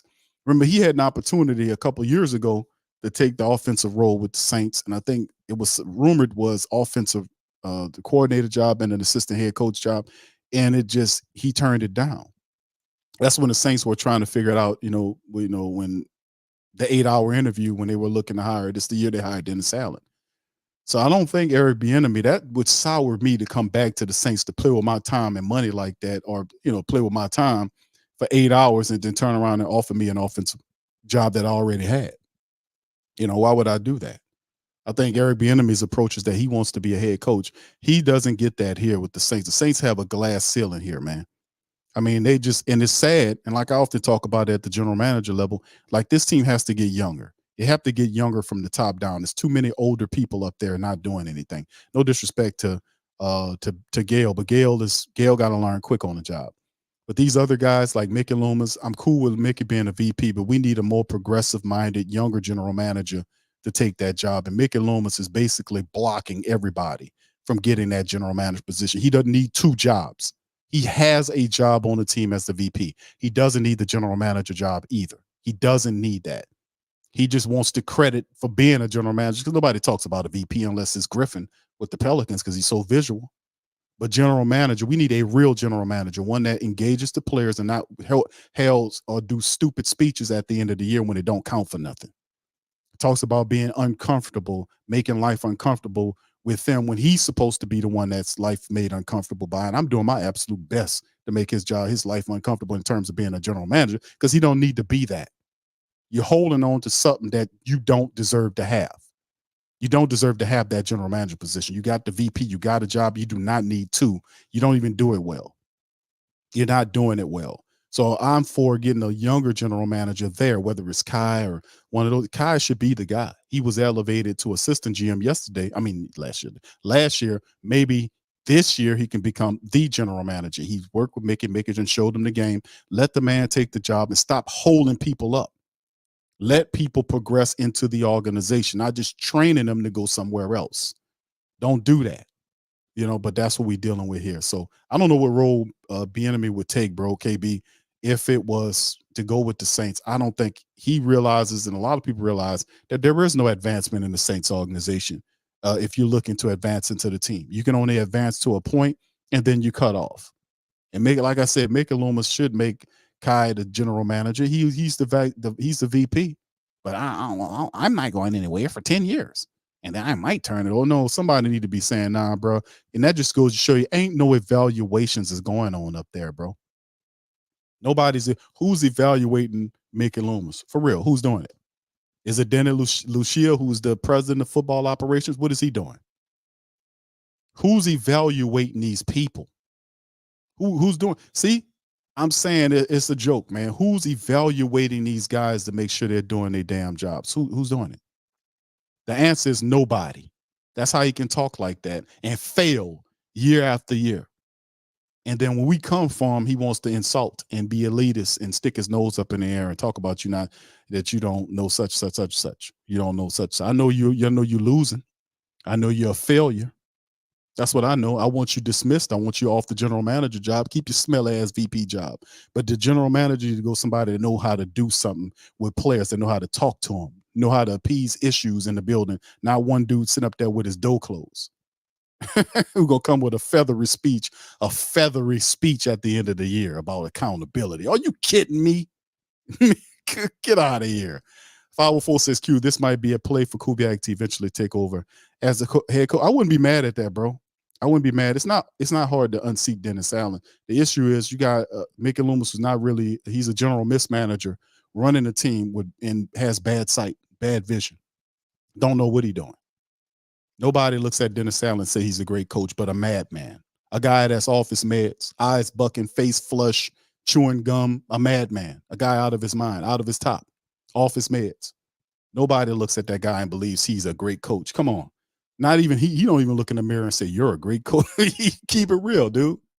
Tyrell says, we fans are not qualified yet. They still got a new OF and got rid of Marrone. There you go. Thank you, bro. Appreciate you. Pelican says, Mickey Dumas is in the building. That's right. Oh, hold on now. Dumas. Don't do me that. I've been here. I've been coaching before you guys were even born. Yeah, I'll tell you something. Yo, QK, you see them bringing in Eric Bieniemy at some kind of offensive reasonable position? No, I do not, bro. I'm sorry, KB. I do not see that. Do you think that this new OC took his job knowing he could be the head coach there next year with DA being fired? If they win, DA won't be fired. So I don't know if he took the job for that. I think he took it as an opportunity to advance somewhere. But in terms of your first question, KB, no Eric Bieniemy. I don't see that even happening because if Klint's the OC, that's Eric Bieniemy's spot. What is he supposed to be, the senior assistant?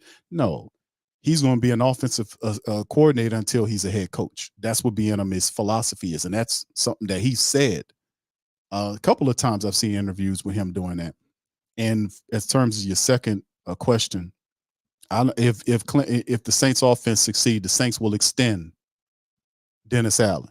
That's all the proof that Mickey Loomis needs, and we won't be able to get rid of him then. So if it's successful, they'll extend Dennis Allen. Mickey Loomis is looking for reasons to keep Dennis Allen as the head coach of this team. If the Saints win next year, you're stuck with Dennis Allen.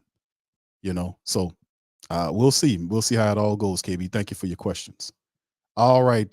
H-Town once again says, I was a loyal Saints fan all my 53 years on earth, but when I seen them keeping Noodle Arm past his prime while losing talent, they had opportunity to make a change. They just simply didn't do it. It's all good. All right. Ayo, what's up, fam? Says, okay, this is our first year with a new QB in the system, and we went 9-8. What's your point? Okay, I don't know if that's aimed at me, Ayo, or if you talking in the I don't know what you're saying, but I guess I'll try to answer it to the best of my ability. Just a comment. 9-8 point. A new QB in a new system. If we talking the Saints here, it's not a new system. The Saints have had this system in place for years now. It's the same system minus Sean Payton. The only thing you're missing is an alpha dog, balls, confidence, that type of thing. That's not making Pete Carmichael. So it is a new QB into a QB friendly system that the Saints have had installed for years. So no. So that doesn't work. It's a QB friendly system. 9-8. The point is 9-8 is not a success year. I don't know. I think you commented to somebody else, but 9-8 is not a success year for the New Orleans Saints. And the reason why 9-8 is not a success is because you have an older team. So you got to go back. People got to go back and remember when this started, when Dennis Allen took the job 2 years ago, the understanding was, and this is what they're saying, and I agreed with them at the time, and I still agree, that the Saints are an older team with guys like Cam, Demario Davis, and there's a 2 to 3 year or 3 year time window before these said older players start to regress and play. You see what's happening with Cam now. Demario Davis still playing at a higher level, but at some point, Father Time steps in and you start seeing some of these good veteran productive resources dwindle. So the window for winning needs to happen over that said time frame. 9-8 is not if you're not in the playoffs, it is considered a loss. The only person that gets a win from 9-8 is Dennis Allen, because he never had a winning record as a head coach. Now you can say I had a 9-8 record. Well, the Saints team over the last 2 years, especially, were teams that were designed to be playoff teams. They failed not because of so much of the offseason stuff, but mostly the in-season stuff. Like they'll have trades, or they'll make moves. They'll have signings. They'll bring guys into the team. And it looks good in the off season, but when the on season comes, they can't get it. And that's Dennis Allen's job, of course, is to translate it in success where the Saints make the playoffs. So, you see during the season, him electing not to do anything with the offensive play caller position, meaning Pete Carmichael had many games of failure, losing streaks. He could have made a change offensively and allowed somebody else just to call the plays, because this happens. We see it out the NFL. Offensive coordinator struggles. We bring in another guy. Let him just see if his assistant or whatever, the QB's coach or the pass game coordinator, calls the plays. Let's see if the offense responds to that. None of that happened. He never changed anything. It just stayed the same. And then they lose, and he just makes excuses at the end of the year that he's pissed. And he's pissed because he didn't make the in-season changes. So you have the resources from the out season or the off season. When it comes to on season, it's the head coach's job to get this team to win. And they didn't win because they were not prepared properly week after week. 9 wasn't enough. And in the weak NFC South, with a team, the Tampa Bay Buccaneers had lost Tom Brady. The Saints were favorites, and they couldn't even get that done. So 9-8 is not a good year for the New Orleans Saints. Greg says divide and conquer. Carey knew when he was doing by name dropping Olave's name at the number 1 receiver. Okay, thank you. See, yeah, divide and conquer. Yeah, and he hung out Chris Olave, but I don't respect that type of behavior. And that's why I kind of look at Carr side-eyed, because I've caught him lying in interviews before. And it's real sketchy behavior. And when you start seeing, because nobody's perfect, but at the end of the day, it's 2 things you want to see from the leaders of the team. You want to see them take the arrows and bows, even if they're not at fault, take those, because that's how you get to respect the teammates around, like people that know that they were at fault for dropping a pass or missing a block or fumbling the ball or whatnot. Head quarterback comes out, says, that's all on me, man. I should have, I've got to done this, that. Take the blows. You're the leader of the team. That's what it's about. That's why you make the money. $150 million. You're supposed to be the guy that take all of the responsibility of why the team loses. And, most of the time when they loses or fails, and even though they win and you're a big part of it, you say we win as a team. But when you lose, you take the blows. That's what leaders do. The same thing with the head coach. The head coach not supposed to get on the press conference at the end of the season and backstabs his offensive unit. They did that on their own and apologized to the rival. That stuff, tell you how it should have been handled behind closed doors. Like everybody want these tweets and all this stuff happen that they keep talking about. Michael Thomas shouldn't have done this. He should have called me and we'll handle it behind closed doors. Why? Same damn thing with Dennis Allen. Nobody shouldn't have known about the team running the play without his consent. He blew the whistle on all of them and threw his team under the bus. That's not a leader does that. Nobody wants to play for a guy like that. Nobody, you can't trust that guy. He's been accused of lying and backstabbing before. He was with the Raiders. He lied and backstabbed. With the Saints, he does it. You don't put a weaselly little guy like that over your team. You'll have instant division from the start, and teams need to be together to win. So, having non-accountability, a weaselly, backstabby coach, and a guy that don't want to take accountability for hanging his wide receivers out to dry, that's not going to that's not a good recipe for anything that's good.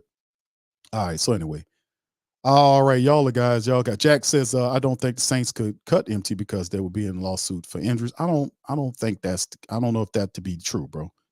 All right. Anyway, any questions, fam? All right. AO says, I'm laughing, we're bashing card. Bro, listen, open your ears. AO, Toto, whatever. Listen to what people are saying. I don't know who you commenting to in the press. I think in the chat, you're talking to somebody, but listen, you're not bashing somebody. See, this is understand me and hear me well. Hear me.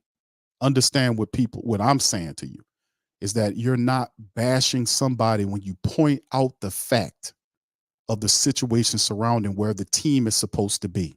We're not talking about him throwing 25 or 28, whatever the touchdowns versus interceptions. We're talking about Carr's accountability, why these things are happening. Mike Thomas is not tweeting for his health. He's had constant circumstances with his other wide receivers, Rashid Shaheed and Chris Olave. They've gotten into it. He got into it with McCoy, and McCoy don't get into it with anybody. The issue is, why is he getting into it with all these people? Is because that's not how leaders lead. It's frustration because he's not taking accountability for his actions, for what's going on with the field. And they don't appreciate that.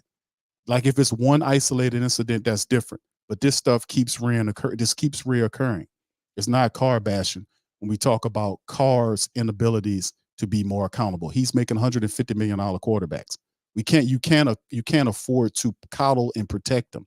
If he does wrong, you got to say what he did wrong. If he does well, you got to say what he does well. But when you took the $150 million job to be here, it comes with playoff trips. None of this. He knew that coming into it. Like, you get signed here, you got to get the team to the playoffs. You got to be there, and anything short of that is a failure. That's how it is. Every situation is different in the NFL. But here in New Orleans, older team, $150 million spent on the quarterback. He has to get them there. And it's considered a failure because, listen, they done fired all of the damn people around them. We just going to look past the fact that they fired Pete Carmichael. Going to look past the fact that they done fired everybody around them. Majority of all the assistant coaches that were fired. He failed. It was a failure.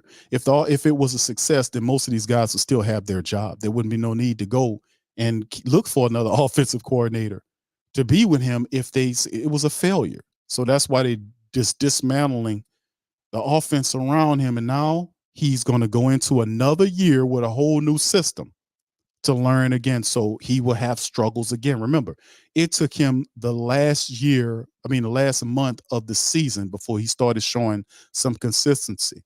By that time, the Saints' window of operating was out. They lost to the Rams. They lost to teams they shouldn't have lost to. And a lot of the games you go back and watch, it were terrible performances by the offense. They were just kicking field goals in the game. Just field goal kicking. Offense 3 and out and 3 and out and 3 and out and 3 and out. And poor throws, interceptions, overthrows, miscommunications. This key throwing to this area and the guy going to the other side. Constant miscommunications between the quarterback and his wide receivers. Constant. Even when you're like, what, half the season in, you still having these several of them during games. It was like really baffling. Like, how are they still disjointed? So we might have to repeat this in the end, but just remember that when you step into this building, there are standards. There's a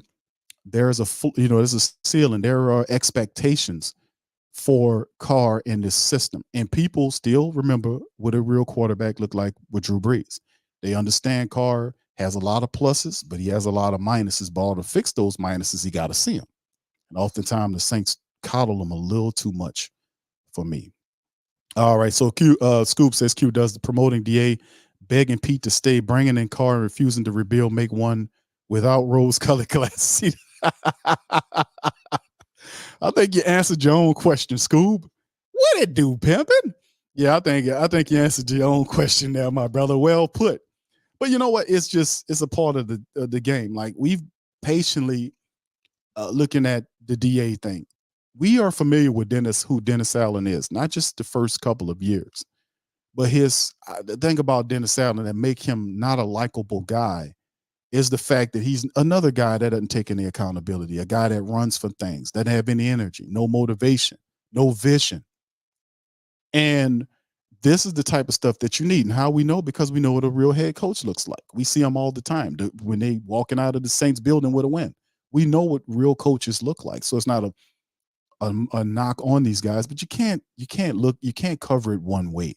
You just can't create and say, I guess you can, but to me, that's not keeping it real. We won't get nothing fixed if we don't look at it seriously. You know what I'm saying?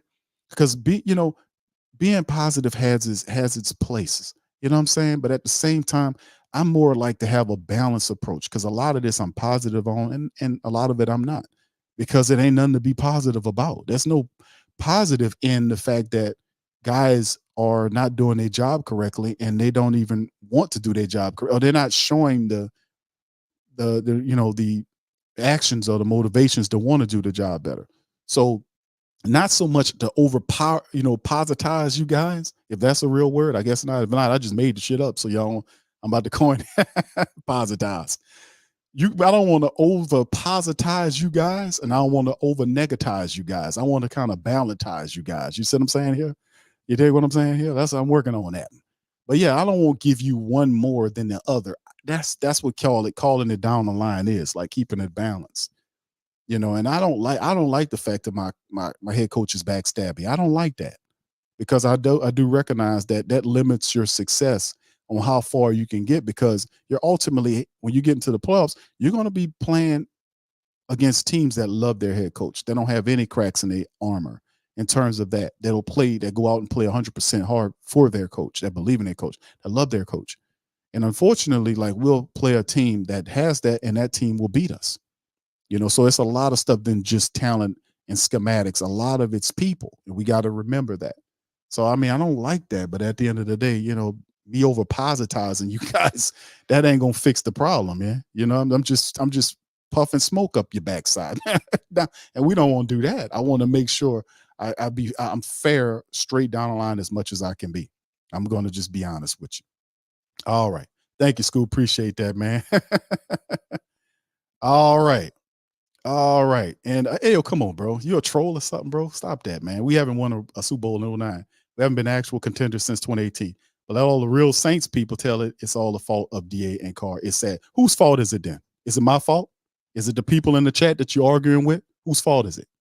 If it's not Dennis Allen, see, these people detached from reality, bro. I'm starting to think you're a troll, man. If somebody that's real intelligent, they wouldn't say something as asinine as what you're saying about whose damn fault is it? He's the head coach of the team. He put the team together, bro. He picks the quarterback. The quarterback doesn't make the passes, doesn't do what he's supposed to do. The team loses. Do you not understand how impactful a head coach and a quarterback is to the overall success of a football team? What are we talking about right here? What are we talking about? Who are you going to blame for that? Who you going to point the finger at and say, we got to fix it? If it's not the head coach of the team, who's the boss of the team on the field, and he has all the personnel ability to call and pick who he wants, and he picks shitty head coach, he picks city assistants, or he picks a quarterback that is not as good, whose fault is it? Is my damn fault? Is it Scoop's fault? Is it Ulysses' fault? Is it Pelican Nola's fault? Whose fault is it? Whose fault is it? It's not my damn fault. Whose fault is it if it's not the head coach, man? See, that's a part of taking the job. That's why head coaches get fired, because they make bad decisions. They make bad bets. It is his. It's all on him. The credit and the blame falls on the head coach and the people that he put around him. If the people around him fail him, it's still his fault because he picked them. Are we in the same reality here? You know, I don't get it, man. I mean, I don't see it. I don't know. This is how it goes, and that's why people get fired all the time. Whose fault is it if it's not the head coach? Head coach. Head means boss of the team. Ability to make personnel decisions. He picks his own quarterback, his own wide receiver. He drafts the players that he wants. Whose fault is it if the team fails on the field? It is the head coach. He gets both the credit and the blame. That's not a new concept, man. That's been going on since the dawn of civilization, since they had people that's running shit. If you have a bad CEO of a team and a team of a company, and the company is losing money, more than likely, if there's an owner and he picked the guy to be a CEO and it's not being profitable, that guy's gonna fire that guy and put somebody there that know what they're doing. It ain't nothing new. It don't change. It doesn't change. It falls on him. People gonna point at him because they got good sense. Ain't gonna say, well, with the Saints fall, they're 9-8. That mean that ain't Dennis Allen's fault. He went 9-8. Not a success, fam. You gotta win. You gotta get in the playoffs. People be forgetting. I don't know what people be thinking about, fam. But hang around, man. Hang close to the coma. We'll get you straight, man. Because if you don't know who to point the finger at because you're failing, bro, I don't know what to tell you. Hang around and listen to some of these people. They'll get you straight. Jack says Carr got off season to get stuff down as soon as that Super Bowl's over. He better get his hands on that playbook. Yeah, indeed, bro. I agree with you. DJ D Smooth says Jameson Hill could have done that, man. Please. All right. John says hopefully Kubiak will call the offense better than DA did, right? Well, Dennis Allen never called the offense, John. I know what you're hitting at, though. But, yeah, that was Pete Carmichael. He gave all of the offensive duties over to Pete Carmichael to run that as he see fit, you know. But at the same time, he's still a head coach. He delegated power irresponsibly because at any time he could have stepped in and changed things up, make Ronald Curry the play caller for the game, do something different to kind of change things around as opposed to just let them stay the same and then they fail. Then you fire Carmichael. You know, you could have changed it during the season. He refused to do it because he's not a visionary. That's one of the flaws of Dennis Allen's game. It's not a dig on Dennis Allen. It's the truth. You can make a list of things that people are good at, like Dennis Allen, really good defensive coordinator. But as a head coach, he lacks all of this stuff. He's a poor communicator, poor motivator. He's a poor overseer. Like he's supposed to operate as an overseer for the team. He still behaves in many respects as a defensive coordinator, pretending to be a head coach. You know, when you see people struggling, you're supposed to go over there and question them, make sure things are right, do this, do that. Because the team basically, you know, if they fail, it's still on you. Now, he scapegoated Pete this year, but there is no scapegoating you next year. The eyes are focused on you big time for the third year. And remember, the goal is for the Saints' older team is to be a playoff team every year. And that's not me saying it, but that's what they said when they were doing this whole experimentation. They said it, we agreed with it, and we're holding them to it. So don't miss me with the fact that we have this and then and this, that, man. I don't care about any of that. All I care about is what's happening now and how we get it turned around, and not finding out who's a part of it or why it stinks is not going to get you. You won't get to the bottom of it. You won't get to the bottom unless you find out what's wrong with this team and then making the necessary changes moving forward. And not only that, but if you're a head coach and you realize that you got flaws in your game, you're supposed to do stuff in the offseason to correct it. Go to motivational school, talk, learn how to be a better communicator. Stop backstabbing people. Stop being a little weasel, learn to make guys more accountable. Learn, you can learn these things. Stop, you see what I'm saying? Just don't go into next year the same dude you was, but you just got different coaches and different players, but you ain't learned nothing as a head coach. That's what I'm saying. Improve yourself as a person. Pick up new skills. It's called reskilling yourself. People do it all the time in the market, in the work market. People pick up new skills, they get training, and they use it. They go back in it to increase their value in the work market. It's the same thing. You're supposed to, if you're a head coach and you're lacking stuff, you're supposed to be doing that every year, picking up better things to make you better, right? And I get you, John. Thank you for that. Appreciate you. D Smooth said, I'm not a fan of DC, but Derek Carr had a passer rating of 118.9 with 11-17, 14 touchdowns, 2 interceptions, 5 games in the last 5 games. Good stuff. But it didn't earn you nothing. Like, that's just stat packing. You still finished 9-8. And like I said, it was supposed to be a QB-friendly system. It took way too long to pick it up. The statistics at the last month of the season were promising. But it took them way too long to pick this stuff up, man. Way too long. It took the last month before the season, and the Saints had lost all those games and basically put themselves out of thing. Here go Mickey. What's up, Mickey? What are you guys talking about here? Mike T used to bash Breeze on social media. That's true, Mickey. You're right. Mike T decided not to have surgery. No. Hold on, Mickey. Hold on, I'm gonna read your comment. When doctors told him to, and it cost him. Mickey, you got to spell check, Mickey. I know you don't know that, which you probably sending this out on a Blueberry. All right, so he cast it cost him 2 seasons on the sideline in rehab. Somebody made the chat says, Q, you reading like DC? I can't help it, man. People sending me some crazy shit. I'm fumbling over this shit. I'm saying, man, what?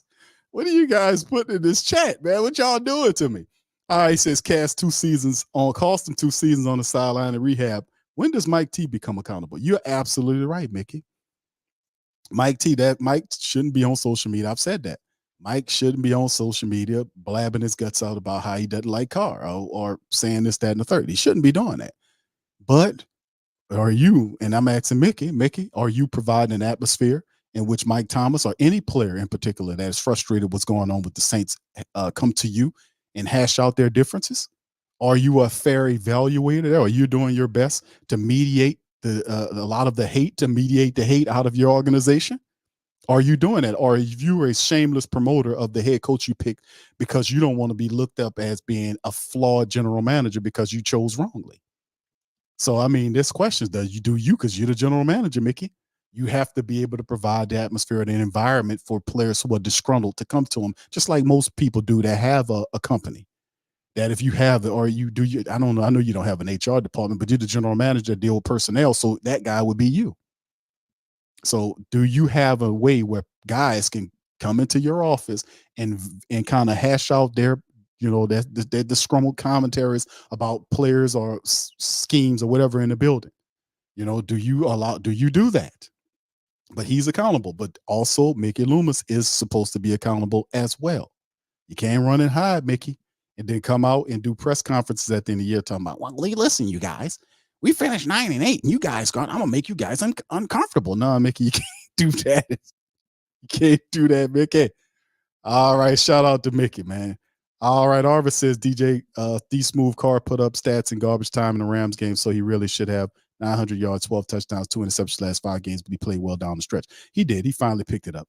All right, Mickey says, you have recipes and I have invoices. You got some invoices? Okay, you guys, no, you got that backwards, Mickey.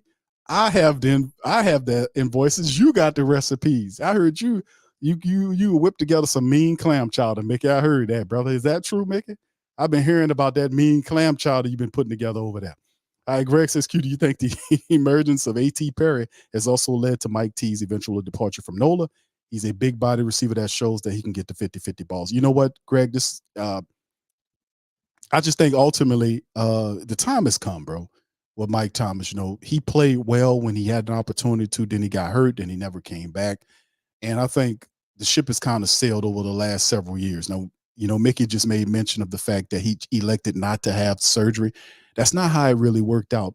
And the truth kind of came out on that whole situation. And right before he started, because remember, he could have tweeted the full story. Mike Thomas, all he tweeted during that time was, "That's not true, such and such, and the Saints are lying about my surgery," or something like that. Y'all put one in the chat if y'all remember that, because I covered that at the time. And right before, he could have aired all of the dirty laundry out, and he didn't. The Saints came out and him and Mike and Sean and all of them made it work. Y'all remember that? Put one in the chat, because he could have aired out their dirty laundry then, but he said the Saints are trying to damage my reputation. He said something like that. Y'all remember? Put one in the chat if y'all remember that. But he didn't go in on him. He could have. He didn't go in on him then. But you're right, though, Mickey. He did tweet about Drew Brees and stuff like that. He does do that. But like I said, there should be a policy somewhere in the building, or if there's a place, if you got a disgruntled player, he's supposed to be able to go to upper management. If he can't go to Dennis Allen or his quarterback, go to upper management. And there's no human resources department or personnel department that usually falls under Mickey Lomas. He's the head of the personnel department. He's the general manager. You know, he's supposed to be doing some managing of all of the personnel in the building. So his doors should be open for disgruntled people to come in and air out their grievances. And Mickey has the power to take the head coach and the wide receiver, whoever it is, and put them in the same room and have them to come together for the betterment of the team. That's what a real good general manager does. Not keep his door closed. And like Kat Terrell was asking him in the press conference, she said, "Mickey, you have limited contact with players during the season. What did you say to them in the speech?" Well, that was for their ears. So that's what he was responding to. But she hinted on him. He don't talk to anybody during the season, and that's a shame. How are you the general manager of the team and you're not doing your damn job is all I'm asking. But in terms of the Mike T situation with A.T. Perry showed a lot, and the future is bright for A.T. Perry. He did a lot of positive things, but I don't know if I'm ready to say A.T. Perry should be the starting wide receiver or in that role next year. I think he showed us a lot of things, and he was positive. But at the end of the day, do you really think that if the Saints have an opportunity to take a wide receiver in the second round, if one falls to him like a Keon Coleman or somebody else like that, or what's the brother from with Xavier Worthy, or what's the brother from South Carolina that's really good, who's a really big physical wide receiver that if he fell to the Saints in the second round wouldn't be a bad selection? That guy. Do you really say, nah, we're going to look past him and we're going to keep A.T. Perry? I think A.T. Perry eventually will be a more of a plus in the wide receiver room, but I don't know if to say that he's ready to step in where Mike Thomas was. You get what I'm saying? I don't know if I'm going to say that. I do like A.T. Perry a lot, though. But thank you for that. All right. Jack says it's his fault. Okay, yeah, for this. Yes, pathetic display of football. And listen, I'm not trying to go at AO. I'm not trying to disparage you, AO. I'm just saying that that's the same anywhere. Like if you are a owner of a company and you pick all the personnel and then your company starts failing, you don't point to the guy in the mail room and says your fault that the company's failing. The guy go like, "What the hell? What are you talking about? I don't have the power to affect your company like that." You see what I'm saying? So the failures is usually because of a person has been given power or been given influence, power, or the ability to direct, assets a certain kind of way. And if the person who has the power, the head coach, it doesn't do that correctly, and the team fails, you can't go then point at the offensive coordinator and say, "We failed because of you." No, offense looks stunk. It looks stink, but really it's still the head coach who was supposed to see that, make a change during the season when it counted, and change some things around. He didn't do anything. He just let it stay the same. That is poor management. Very poor management. And when he did that, that showed me so much about him being a head coach, that he's a poor one. That's why the team plays. It's a up and down team. You see them play one game, they'll do this, and then the next game they're not ready to play.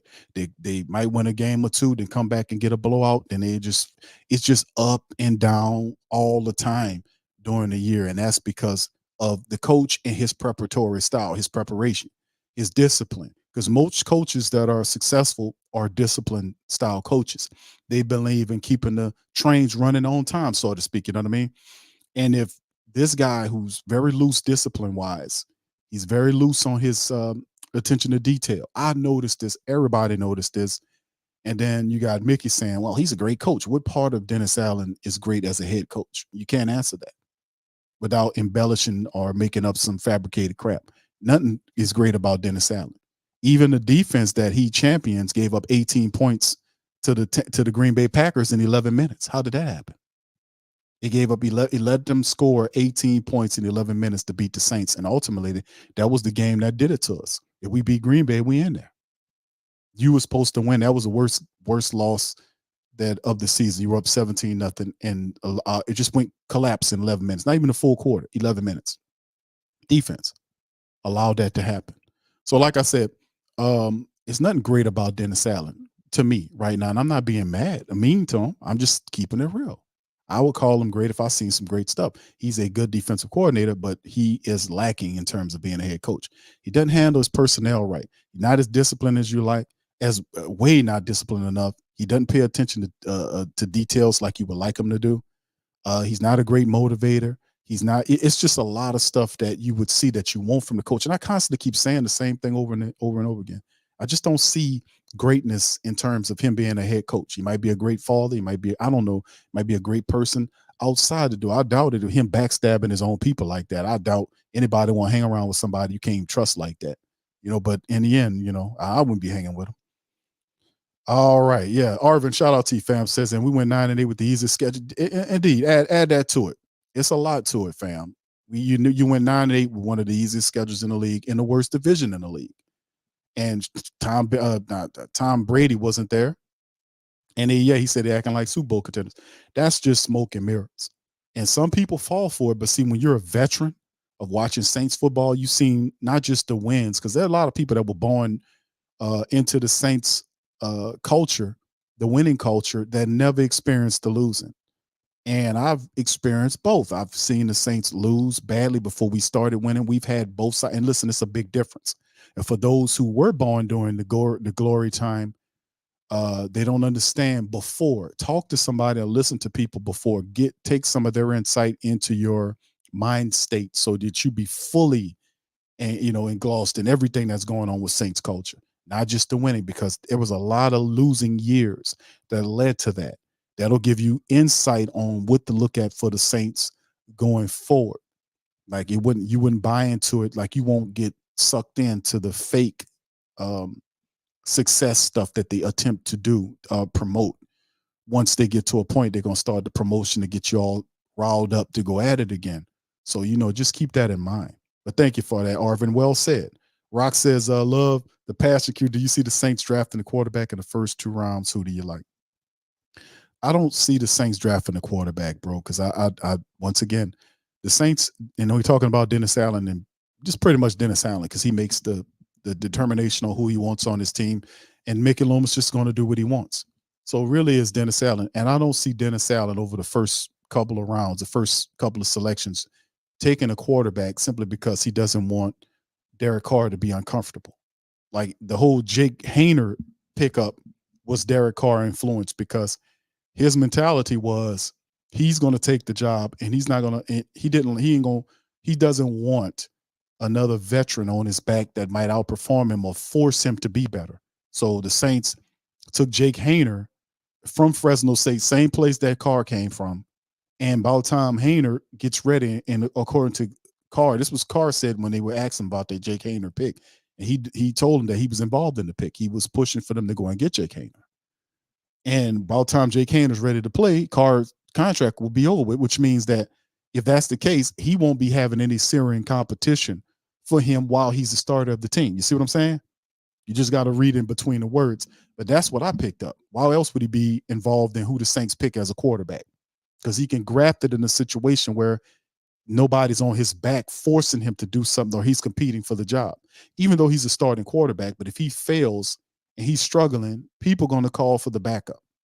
So if you got a veteran there that comes in and they put that good work in, that puts pressure on Carr. So if you take a quarterback in the first or 2 rounds, that's the same thing. A lot of people are going to be calling to see what that young guy could do. And the Saints are not going to do that to Derek Carr. They're going to make sure he's nice and comfortable. Hell, they don't even much want to criticize him. They're not going to take the quarterback to bring competition to it, and that's unfortunately that's what Jake Hayner's here for.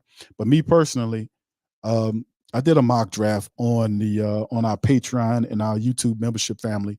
I did a mock draft, the first one of the season, and I did a mock. And in the mock, I made some good selections there, and I did take a quarterback. I took Travis Jordan out of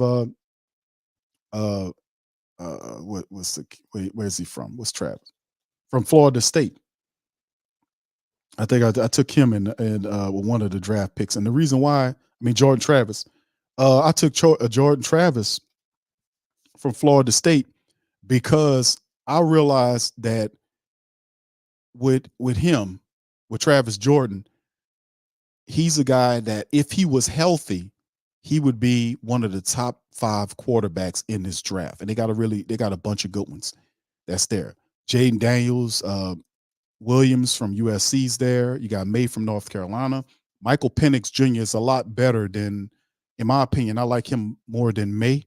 I like him. You got Bo Nix in there, but when you talk about a guy like Travis Jordan, what he did with Florida State, not just this year, but last year, he has like 3 years of a lot of productivity from him, a really good young quarterback with a lot of upside. And he will be hurt. He's rehabbing because he got hurt during the season, which means his draft stock is going to fall. So if you're able to get him in the 3rd round or the 4th round, you take him because he's a first-round talent quarterback. If he falls to the third round or the 4th round, you take him, and then you stash him on your team, and then he's a future pick. That guy will outperform Jake Hayner. He's a better quarterback completely than Jake Hayner is. So that's what I would do, and you would get a potential starter there with Travis Jordan. He was phenomenal, man. Unfortunately, got hurt. So that'd probably be who I would look at doing. I like that kid, man. I don't think we don't get any. Bo Nix is cool too. He got a lot of college experience. He's a player. Oh yeah, my guy from Tulane, Michael Pratt, is a really solid quarterback, man. He's another really good quarterback that you can look at from Tulane. He broke all of their records there. The dude is solid. He has the accuracy, the height, and he's really has a high football IQ. He might rise up in the rankings as far as the quarterback's concerned, but he's another solid quarterback that if I was the Saints, I'll be looking at. But yeah, Jordan Travis is a guy that I keep saying it backwards. Travis Jordan would be the guy that I would look at like in the 3rd rounds or 4th. And some tell me he might be there because he's still rehabbing. All right. So anyway, IT Greatness says, do you think we can find some value in Penning if he's moved to guard, or is he a bust? Also, P. Turner, do you think he's salvageable or a bust? Trevor Penning, I don't know about guard for Trevor Penning. I think the Saints, before listen, I get what you're saying, like having them play multiple positions. I'm not mad at that. But before we decide to go guard, I would like to see Trevor Penning as a right tackle first before we decide to go guard with him. I know they tried him at the left tackle position. Family, put one in the chat if you remember me saying week after week, month after month, that kid shouldn't be a left tackle. I kept saying it. It was a disaster. I kept telling them that that's the wrong thing to do. Don't do that. Don't do that, because it's only a certain type of players that you can do that with. And Penning wasn't that kind of guy. Like you would know who you like. You got a guy coming out like a Jonathan Ogden type coming out of college, or Orlando Pace, or guys like that. You can see that they're that type of player, because the blindside position is such an important position, because you're going to see the best pass rushers. You're going to see the best that the opposition defense has from that side, because they're going to attack the blind side of the quarterback. So you got to have your stuff together if you're going to play that position. That's a big money position with a lot of critique, with a lot of stuff on it, period. A lot of power to that position. And you got to be about the business. If you're going to play left tackle in the NFL, you're going to see the best pass rushers week after week. And that was not Penning. So right tackle, I would love to see him tried at right tackle, which is what I was saying. Let's see him at right tackle. The Saints did not want to move Ryan Ramczyk. Don't forget that Ryan Ramczyk might not play again for the rest of his career. He has to get his knee looked at. It's really in bad shape. He should have got the surgery a year ago. He elected to get pain shots, and it got bad, so bad that the pain shots didn't work anymore. So he got a bad knee, and Ryan Ramczyk's career is in doubt. So the right tackle position let's try right tackle for Penning before we ultimately decide to try to see we move him to guard, because they're going to try to justify the pick, right? They're not going to just bust him. They're going to try him at the right tackle position, see if that works. If he don't, they'll try him at the guard position. But really, I think let's try him at right tackle. I think right tackle is the best spot for Trevor Penning. To keep it real. And also on Peyton Turner, do you see him as salvageable or a bust? I'm not going to use bust right now for Peyton Turner, because when Peyton Turner's healthy, he does go out there and he does perform. Like when was the last game of the season? He got the fumble or whatever it was. I forgot, he got the turnover.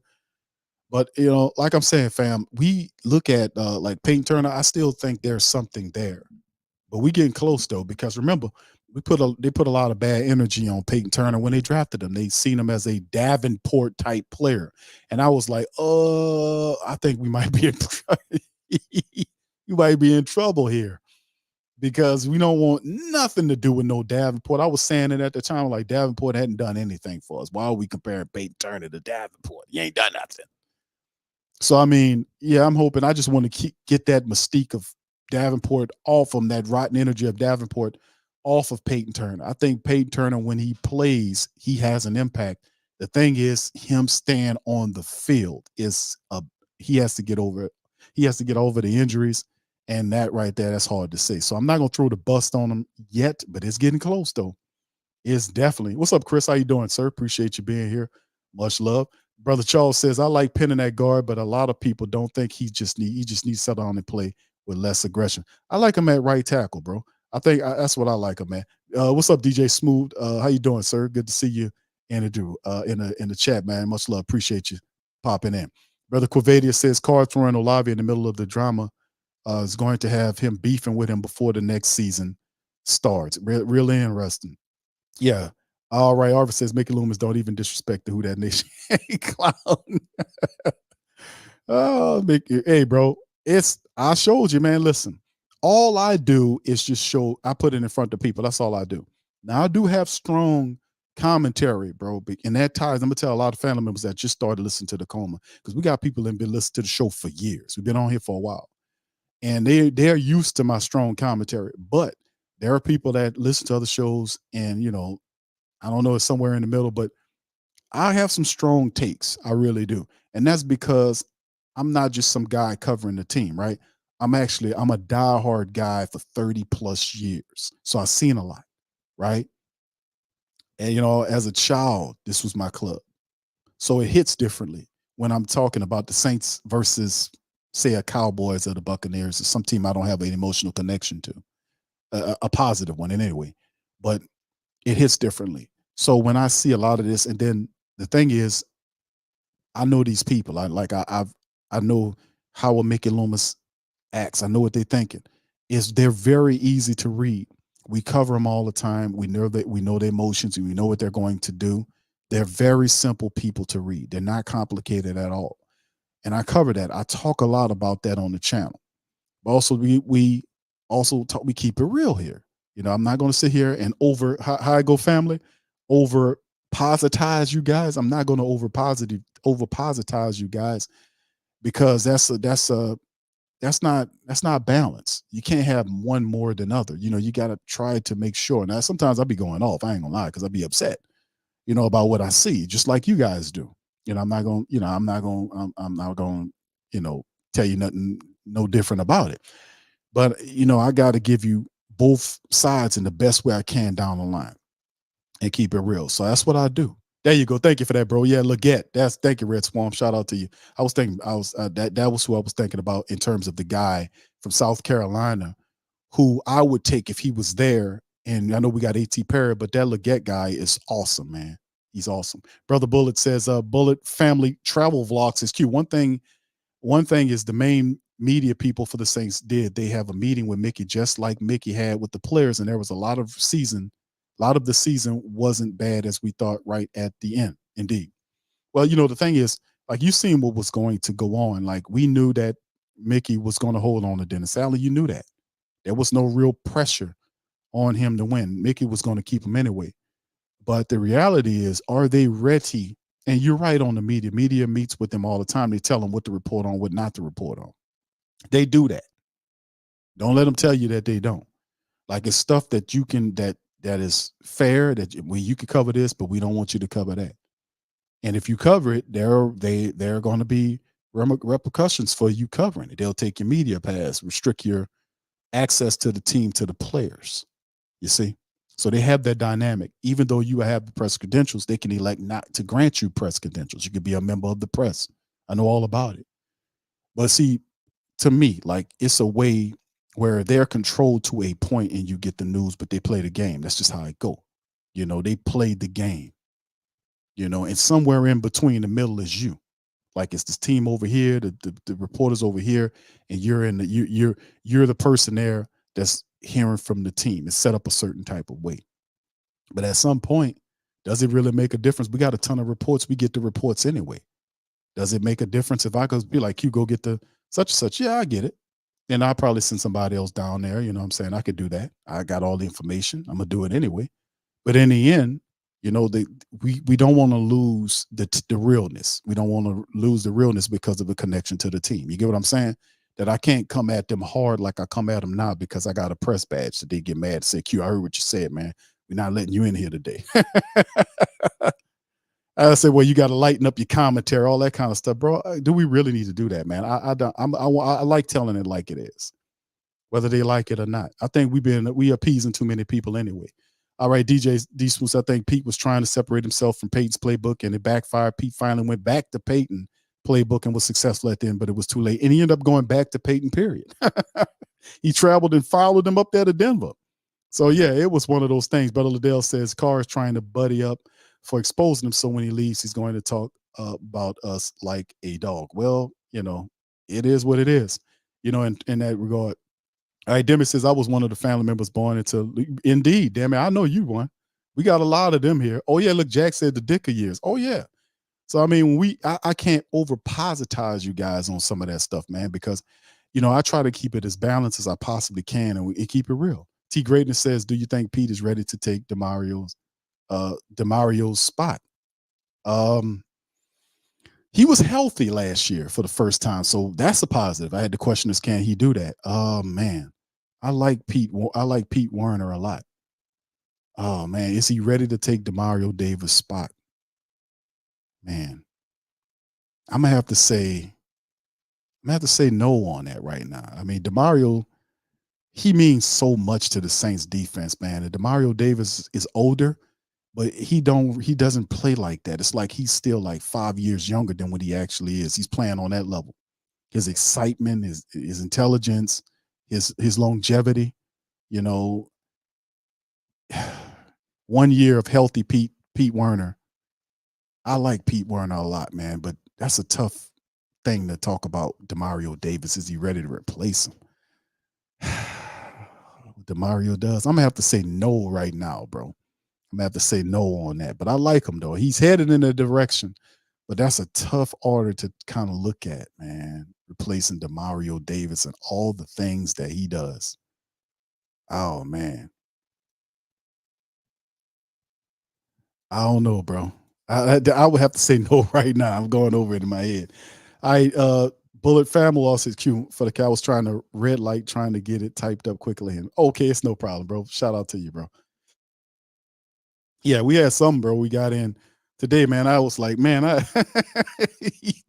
was like, oh man, kind of retype this one and send it back at me.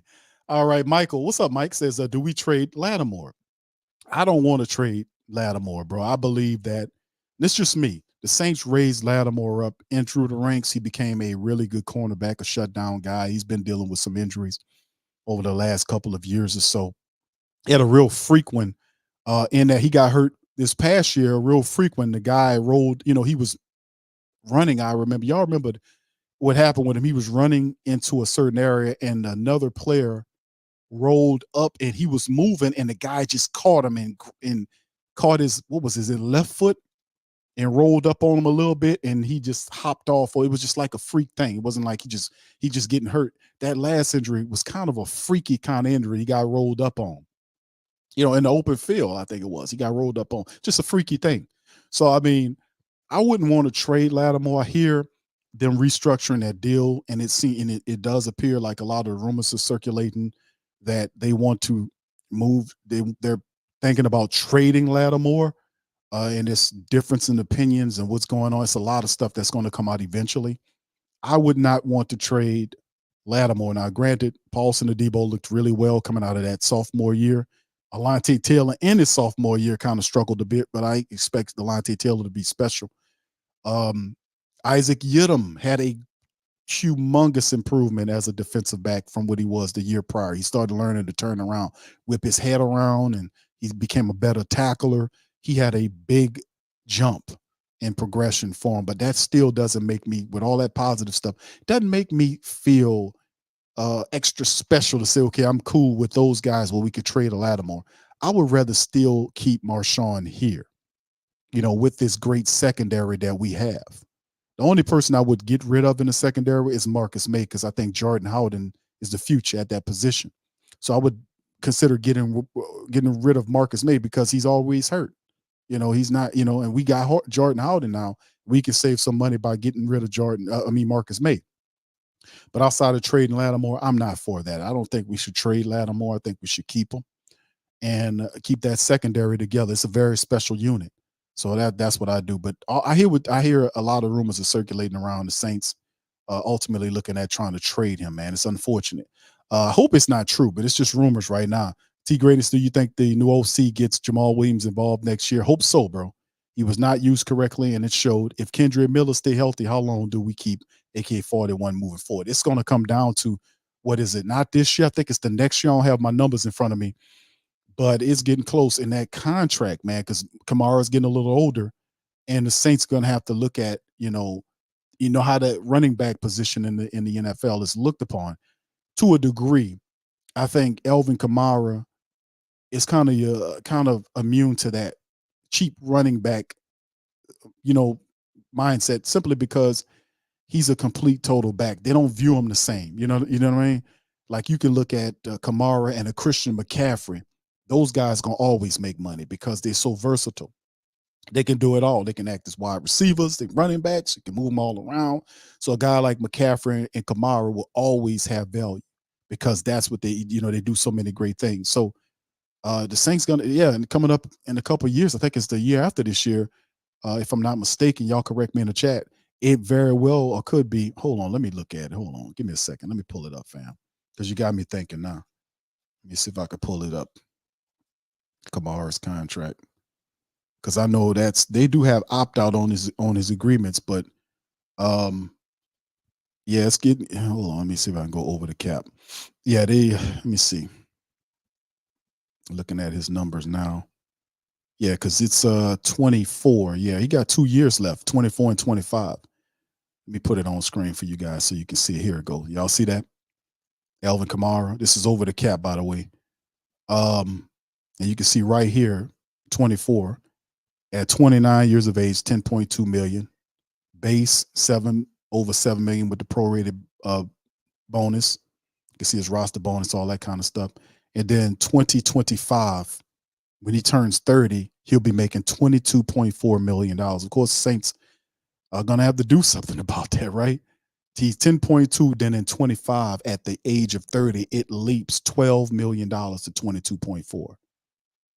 Then the cap number is extremely large. And 25, the cap number is over $29 million. And then he has several voided years where they kind of disperse out his signing bonus and all that kind of stuff. You can see they prorated the signing bonus over those years here. And they got a big, yeah. So, I mean, I think the Saints they're smartly looking at that in terms of getting Alvin Kamara, getting him, looking at his replacement or somebody perhaps down the line. I mean, yeah, he'll be 29, 30, in 2 years from now, Alvin will be in that 25 year, he'll be 30 years old, making, and the contract has it $22.4 million. They're definitely going to do something about that. But yeah, Kendra is definitely a part of the future of the team. He looked really well in the last game of the season too. Basically, the only really positive thing running wise we had got going, and that's because his ability to kind of get skinny in between the holes and make guys miss on that first movement. He played really well in that last game. So yeah, that's something. I would hope you want to get Jamal Williams going, bro. Definitely that. All right, thank you for the comment, bro. Pelicans know Saints need to make Derek Carr play red light, green light in the film room. Yeah, that's the thing about Carr. Carr has the arm. You got to work on his accuracy some because he was erratic this past season. When receivers start complaining about with ball placement, and let's not let the truth get lost on the fact that he gave the truth on the social media medium, which he was supposed to tell Derek Carr straight up. Carr said that they talked before. He said that in other interviews that he talks to Michael Thomas, that he tweets and what's it called? He voices, not voices, what you call it, man. But he speaks with to Michael Thomas. He talks to him on the phone. He FaceTimes with him. He said that in multiple interviews before. So they are communicating. At some point, Mike cut the communication off. He might felt like he wasn't getting the answer. He didn't like what was going on, and he went to social media. Now I don't advocate for that happening because that destroys teams. But at the end of the day, we getting the information. We're going to get the information one way or the other. You know what I'm saying? And this is just him being disgruntled over the team. Let's not lose the fact on how he transferred the message like he did it on social media is wrong. Does not kick out his points of what he's saying. That Carr is hanging them out to dry, throwing bad balls or badly timed balls or badly misplaced balls. That's not lose the fact that he gave it through social media. It's still the truth. On film, you can see him doing that, not just to Mike, but he did that to Jawan Johnson a bunch of times. You know, you go back and watch the film. So it's not an indictment it's not an insult against Carr that he's doing something on the field and you say he's doing it. It's the truth. But Carr this offseason really needs to work on his ball placement. He really needs to work on his accuracy, doing accuracy drills. He really does. And he really needs to start doing more work in just looking over the full field before he decides to go with the ball because he checked it down a lot this last year. You know, some plays call for that. A lot of times it wasn't called for that. When you checking it down and you go back and look at the film, almost 80 to 90% of the time, there's somebody either running free or have single coverage with no safety support. It never fails. When you put the all 22 on and you see him check it down and you go and look at the receivers, you'll see that a guy is Chris Olave's running down the field on the right side and there's no safety support. And all you have to do is throw the ball in his direction. And you're going to see something promising happen. He started doing that on the back end when he just gave them an opportunity to go and get the ball. And they went and got it. Rashid Shaheed, Chris Olave, times early in the year, he didn't do that. As you can see, he was kind of uncomfortable with the offensive line. The offensive line was bad. It also contributed to Carr's poor play as a quarterback because he wasn't comfortable with that line. You could tell that. He wasn't really comfortable back there. So a lot of it's not totally on Carr, but at the same time, as a quarterback, he sees guys blitzing. It's up to him to be able to see the blitzes coming, be able to call the protections, audible out of plays, and take advantage of the aggressiveness of the defense. He didn't do that a lot. He didn't do that a lot early on in the season. There was tape. Like I said, all the things I'm saying is stuff that we studied on film sections this year when we talked about Carr on the field. Anything else, like talking about his style of play without backing it about film, a lot of people are hitting where they're supposed to be. But the message Mike Thomas was talking about was accurate. People just disagree with the medium in which he choose to express it. I get that. But do not lose the message, which was the truth. He just gave it the way he did, you see. But anyway, Shazam says that's trade Lattimore for what? What are we going to? But that's what I'm saying. There's a rumor that's circulating around that Lattimore, and listen, where there's smoke, there's fire. Cat Terrell, shout out to Cat Terrell, asked Mickey Loomis about Marshawn Lattimore's contract restructuring. He didn't want to talk about it. He didn't want to talk about that. Which, if it was nothing there, Mickey was, we just, we do that every year. No, it was something to it. And like I said, we know it was a split in the team down the line, right? There were guys that were beefing with Dennis Allen, didn't like Dennis Allen, right? Well, could Lattimore be one of those dudes and he don't believe in him anymore and wants to get traded? Is this something being pushed by Laddie Daddy to get out of here? I don't know. But all I'm saying is there are players on this team that don't like Dennis Allen, and there's some that do. Could Laddie be one of those? We don't know. We won't know. Scoop said if AK stay healthy this year, Kubiak's gonna make you say, yeah. If you're Klint Kubiak with your father's offensive style, man, you could do a lot with Jamal Williams, with Elvin Kamara, with Kendre Miller. I mean, Klint Kubiak's coming into this thing licking his chops. I mean, you have basically can install a wide open offense that takes advantage of all of these guys' abilities. Jawan Johnson is there. You'll still have Taysom Hill. And the Saints just have to do a better job of building up their offensive line. It's really the thing he'll be tasked with. That's the biggest sticking point right there. Who's going to be the next offensive line coach? You know, are they going to promote from within the building? I think a lot of these roles are being left open for the offensive coordinator to fill them. You see what I'm saying? He wants to pick those guys. 504 coach, I could see them trading Laddie and moving Taylor to the outside, especially with how well Paulson and Debo played. I see what you're saying, bro. I can agree about that. I really don't want to see that, but it's a possibility.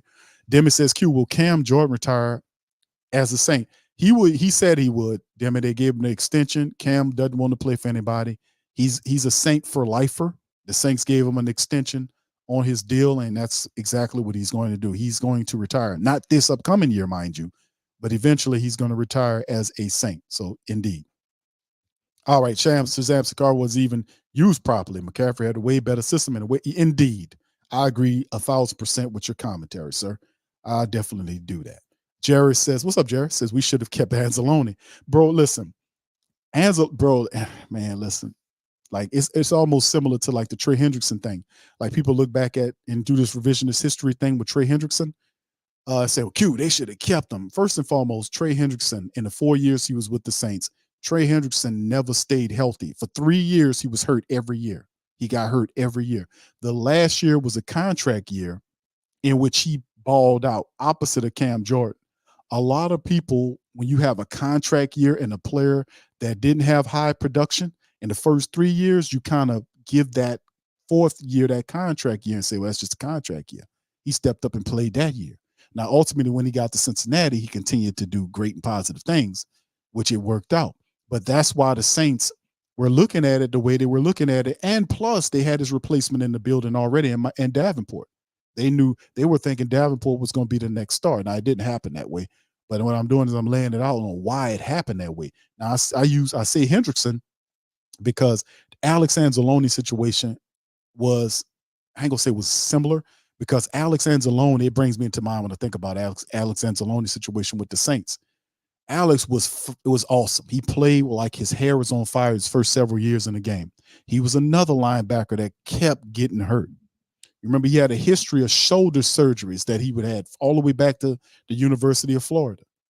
And when he got to the league, the Saints were very patient with Alex Anzalone, and he would get hurt. And then it came down to like the last year or two, Alex Anzalone stopped playing like the hair on fire Alex Anzalone that we loved, and he started playing real safe. And that's what got him up out of here. Because there would be times where Alex Anzalone was awesome. He played with his hair on fire. He was in there making plays. And then toward the back end of his career with the Saints, it all went docile. It all went milquetoast. He was scared to do certain things, and you can tell it was noticeable. Now that changed when he went to Detroit. Yeah, that changed. But during that period of time, when the Saints were there, we had to make a decision on what happens with Alex Anzalone, and they chose to let Alex Anzalone rock. Is because Alex Anzalone, man, all that aggression that he had the first couple of years, in the last year of his contract with the Saints, it all went away. It was like he was playing real safe. He was playing not to get hurt is what he was doing, and it was very noticeable because he's a fiery player, that wears his emotions on it, and we loved Alex Anzalone. But when I seen it, I was like, I made a joke about him tiptoeing through the tulips. That's what I call it. When he would see certain things happen, he wouldn't stick his helmet in there. He played real safe, and I think that's one of the reasons they got Alex Anzalone out of here, man, to be honest with you. But yeah, he looks good now, bro, but I'm keeping it real with you, man. If y'all remember, I covered that many years ago with Alex Anzalone being here with the Saints. Loved him. So it is what it is, All right, Shazam says, I'm blaming Carr and DA for Mike's injury. Mike got hit by 2 people. Come on, man. Yeah, there you go. Hey, bro, come on now, dog. Come on, man. Come on, man. Yeah, I don't think it's disputable for us not to know that, that he's blaming them for getting hit. Now, he's the first one to talk about it on social media, but we've seen several passes that Carr has played. They wasn't well placed balls. Like Carr could see the safety where the wide receiver can't, or the where he's placing the ball. He hung Elvin Kamara out to dry. He hangs everybody out to dry. So Mike Thomas can't say that he's just picking on him. He's an equal opportunity hanger out to dryer. He hangs them all out to dry. He did it with Jadron Johnson. He did it with Chris Olave. He did it with Rashid Shaheed. He did it with Taysom. He does it with all of them because he doesn't place the ball well all the time. Now, he has some good throws. But what I'm saying is $150 million quarterback, he has to be a lot more accurate than what he is. But he's an equal opportunity hanger out the dryer. Try saying that 3 times. All right, Pelican Nose says, Q, we get Saquon Barkley at running back. Saints move on for AK. I don't know. Barkley won't want a payday. I think if anything, the Saints probably would do like, they have a Jamal Williams, they'll draft the guy or get somebody in that era because the Jamal Williams contract was a really great contract. It really was. Yeah, it really was. So, yeah. Yeah. Well, Jack said he was smarted. I could be right, bro. I don't know. All right. Well, shout out to you, Jerry. Kevin Thomas Lee says, do the Saints go after Willie Gay, linebacker from Kansas City? That wouldn't be a bad move, bro. A lot of times I was looking at the Saints. I was like, man, remember they had Tampa Bay's Devin White in trade rumors. I know they had Dion, who's a former Atlanta Falcon linebacker. He went to Cleveland, and Cleveland defense really looked good in that defense. So they had players that were out there that was disgruntled that the Saints could reach at getting. And that's what I was thinking. I was like, man, to keep the Saints defense flowing, and if DeMario Davis leaves, because we have Pete Werner. I do like Nephi Sewell, but that's way at the back end. They're not drafting linebackers like Hyde to bring in here to kind of replace. We got Pete Werner, yes. But Pete Werner, up until this year, showed us for the first time in his career that he could play a full season without getting hurt. You see? You got DeMarco Jackson. You don't know what he can do, So in the end, the Saints still have question marks there. But I was looking at, like you thinking about some of a veteran linebacker with high upside that can come in, just like the Saints picked up DeMario Davis. He was from the Jets. He came in here and just turned it on. Why can't we do that again? Now we still have our linebackers we bring in to add to them. But when Devin White was available for trade rumors, man, I mean, I would have been all over that thing. I would have been all over trying to get him to get here. That would have been a big move because that's a guy that can play the run and the pass really well. He's really smart. So I was thinking about, yeah, man, so why we can't do the DeMario Davis thing again? Not so much in the draft, but get a really good veteran linebacker to come in and kind of run that thing. You see what I'm getting at? All right. Shout out to you, Ulysses. I'm 68. I've been through all this with some of our younger family members, man. Y'all talk to Ulysses and others like him, man. They know what they're talking about, man. They've been through it. They done seen it. Sunshine Anderson, they done seen it before. Jack says DC is late on almost every throw, and that is what gets dudes hurt. He lets the defense get a step on his wide receivers. You know what that's called, bro? That's called being indecisive, and he does that from time to time. Not all the time, but like the lady on the show, her saying, well, we seen Devontae Adams get blew up such and such, and I'm like, man, that's not. You're not helping his argument. You're not helping his argument. You're actually helping Mike Thomas, and then James Jones up here talking about, well, I got blew up and I get up and say thank you. Thank you, Aaron Rodgers. He threw the ball 15 yards up in the air. I went up and got it. Guy hit me and broke my ribs.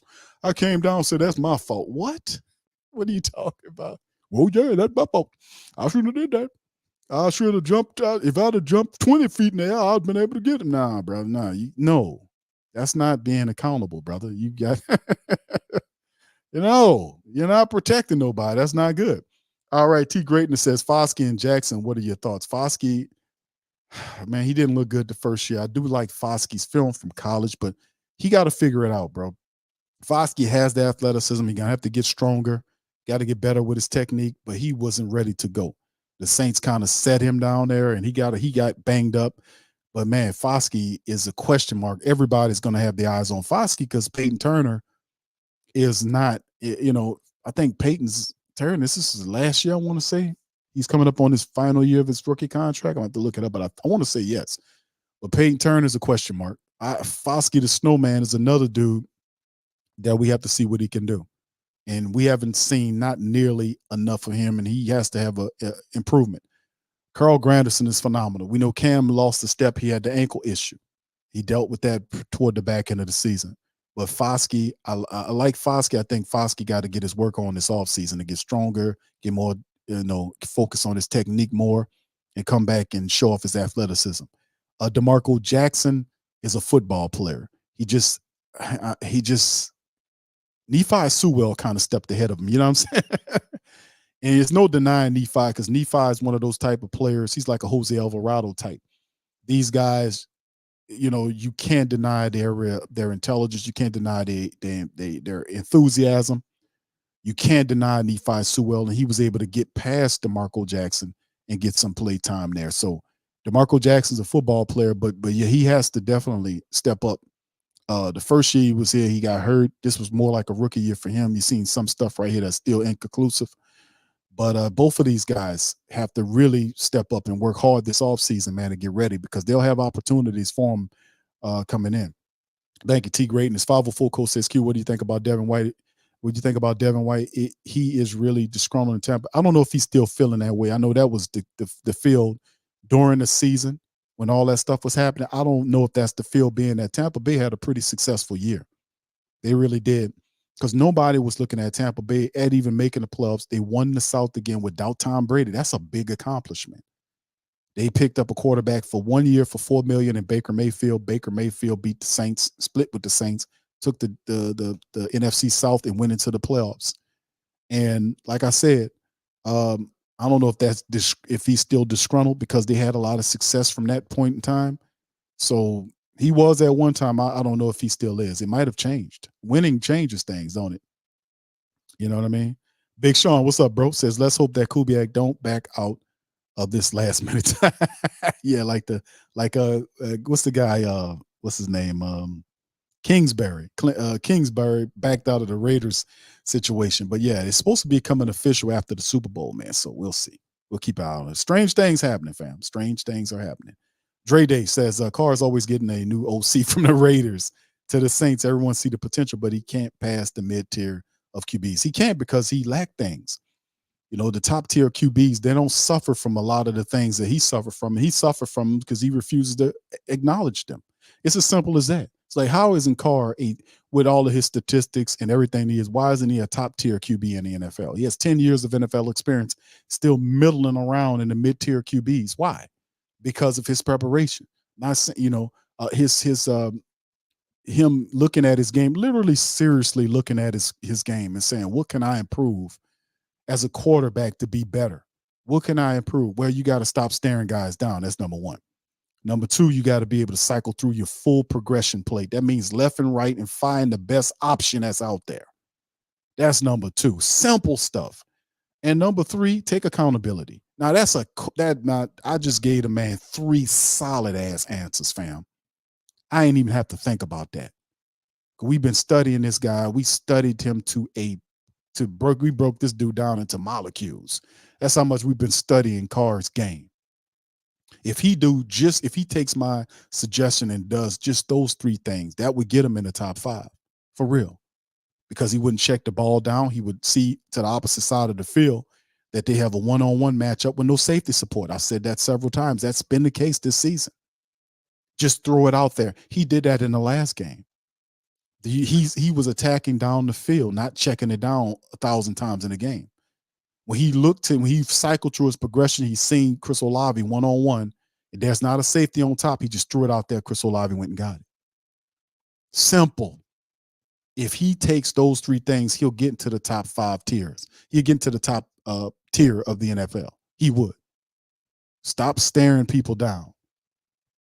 First one, stop staring people down. Number 2, go through your full progression plate from left to right and make the proper throw. And number 3, take accountability. That's solid right there. That'll get him there. Will he do it? I don't think he'll do it, because he don't even recognize any of those things I say as problems. If somebody says he's hanging guys up, that's a question on your accuracy. You don't even look at that. Like when we just played this interview right here with this on this podcast, you could see off top his answers to the questions. What they were saying was, his commentary on it shows that he's not going to take accountability for that. If people are telling you that you're not accurate, you need to go and look, have some inflection. Go in and find, where am I at? And go look at the tape. You don't have to guess. The majority of your football life is on film. You can actually pull it up and go look at it. All you have to do is have a subscription on NFL Network, .com, to do it. You could pull up any game that you want. He can go all the way back to Raiders time. He have access to all of that. He can look at every game, the all 22 on his game, and literally break down himself. In the off season, he can literally go and break himself down and see the plus and minuses of his game. Would he do that? No, he ain't gonna do that. He's not going to do that, and that speaks to his seriousness about winning. You can prepare all you want, but if you flawed and you're doing the fundamental back ass shit, you think you're gonna have success doing the same rotten wrong stuff? You're gonna be consistently mediocre. You can't say we're gonna prepare, because you gotta prepare right. You gotta do the right things. You gotta understand that I got flaws in the game that I need to change. If you keep doing the same stuff over and over again, you're gonna get the same results. I don't understand why we keep losing, because you are doing stuff that makes us lose. You're staring guys down. You can't do that in the NFL. That's a no-no. You'll get picked on. You get a pick six like in the Falcons game. You can't check it down a million times. That stifles out your offense. You go 3-1. I understand sometimes you go there, but other times you'll have opportunities to look up the field. If he changes those things, family, we will have success. We will have a lot more success than what we have. Anyway, all right. Thank you, Dre Day. Shout out to your family. Let me get a few more in here, then I'm going to cut out. All right, Claude. What's up, Claude? Afternoon, Big Q. What the new OC have plans for a mobile quarterback? Now, I don't know if it's that, bro, but the thing is getting somebody to work with Derek Carr. And ultimately, like in this interview we played that he spoke about loving John Gruden. Eventually, John Gruden's going to have something to do with the Saints offense. I don't think it's at probably like a senior assistant level, because they're picking Klint to be the offensive coordinator. So eventually when Gruden stuff is up, you might see his case is up, and it's supposed to be pushed back to July now. I did an update on that early in the show. So, whoever's getting it, like Klintz gets a job to work with Derek Carr. He's bringing that offense, that Kubiak style offense. If he can bring an offense where the Saints can run the ball, that'll make Derek Carr look a lot better. That'll take a lot of pressure off of Derek Carr.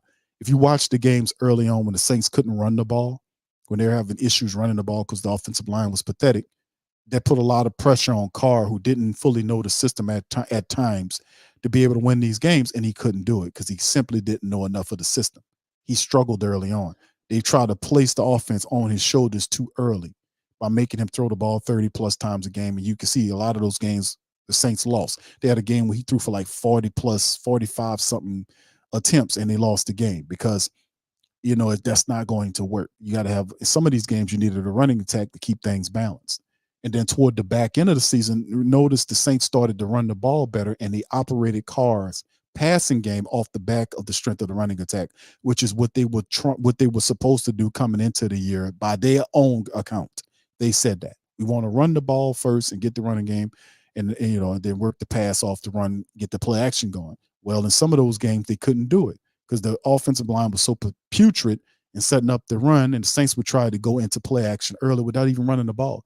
They would run play action plays without running the ball. That's not effective. It actually sets you up for harm because it's only the illusion, the threat of you running and getting production off the running game that pauses the linebackers to the safeties.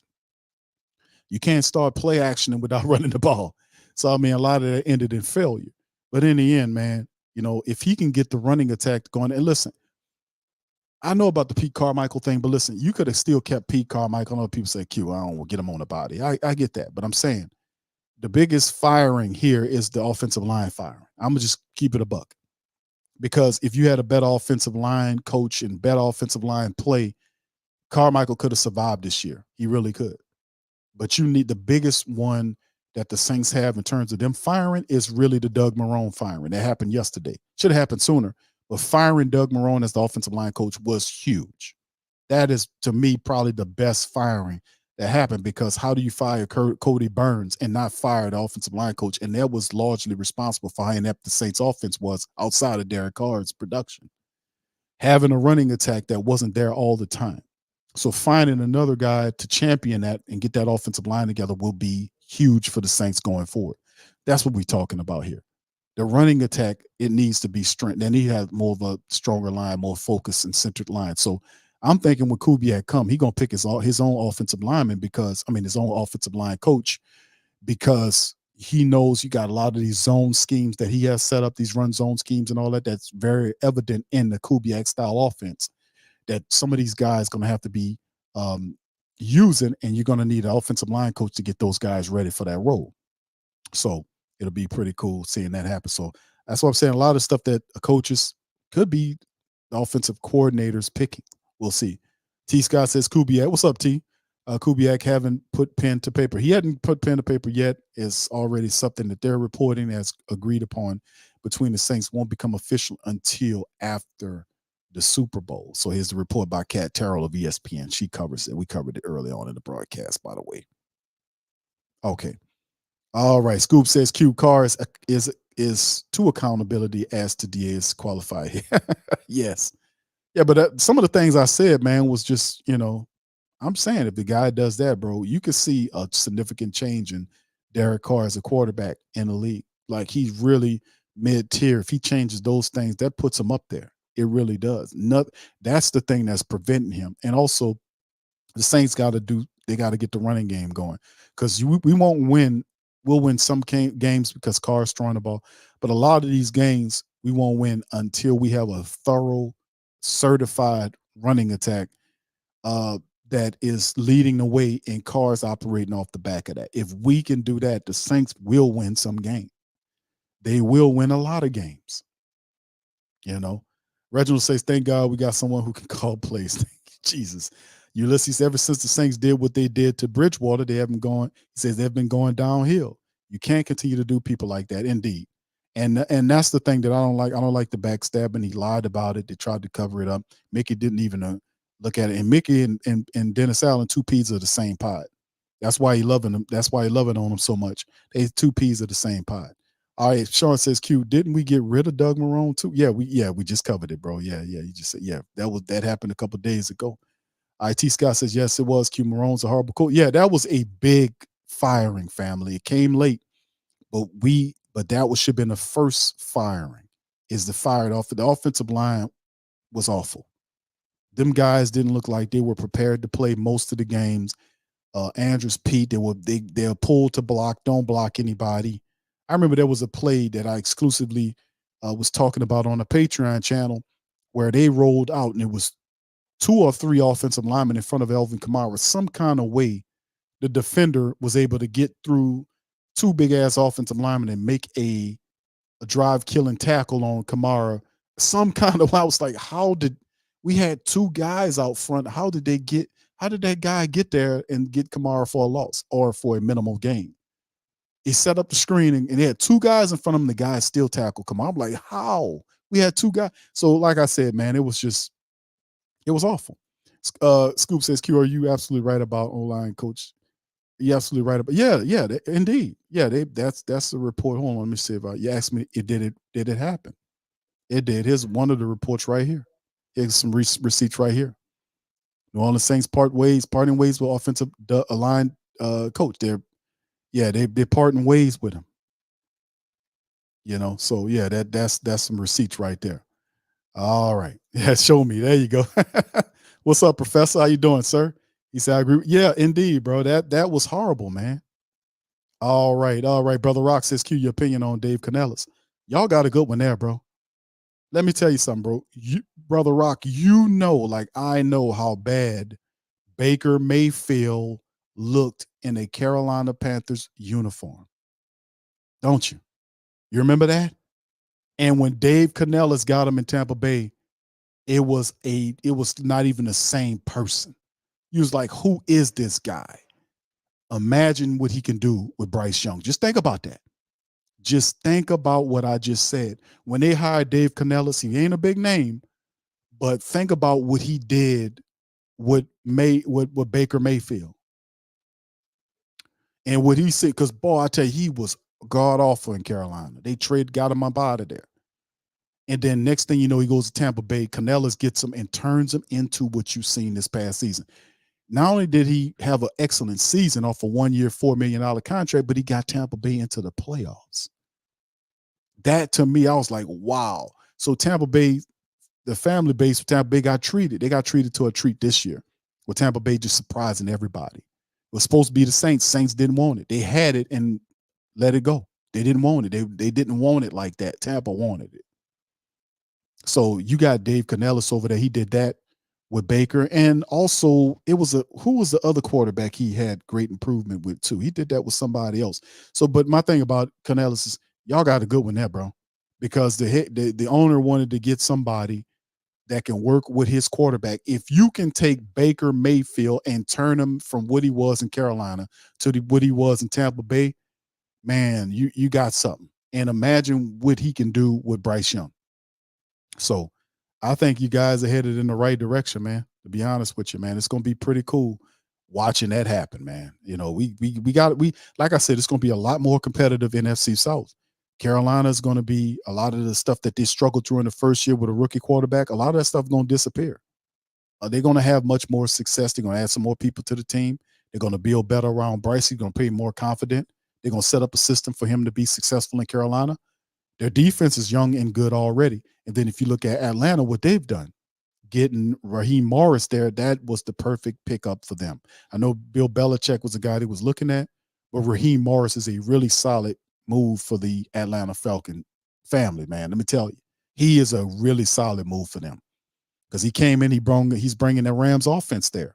So you got Robinson, who's took the job to be the OC. So you're bringing the Rams wide open, Sean McVay style offense along with them. Then they got to get a quarterback, of course, and we'll see what they do there. But I think they'll solve all the issues that they were suffering from last year. They'll find a quarterback.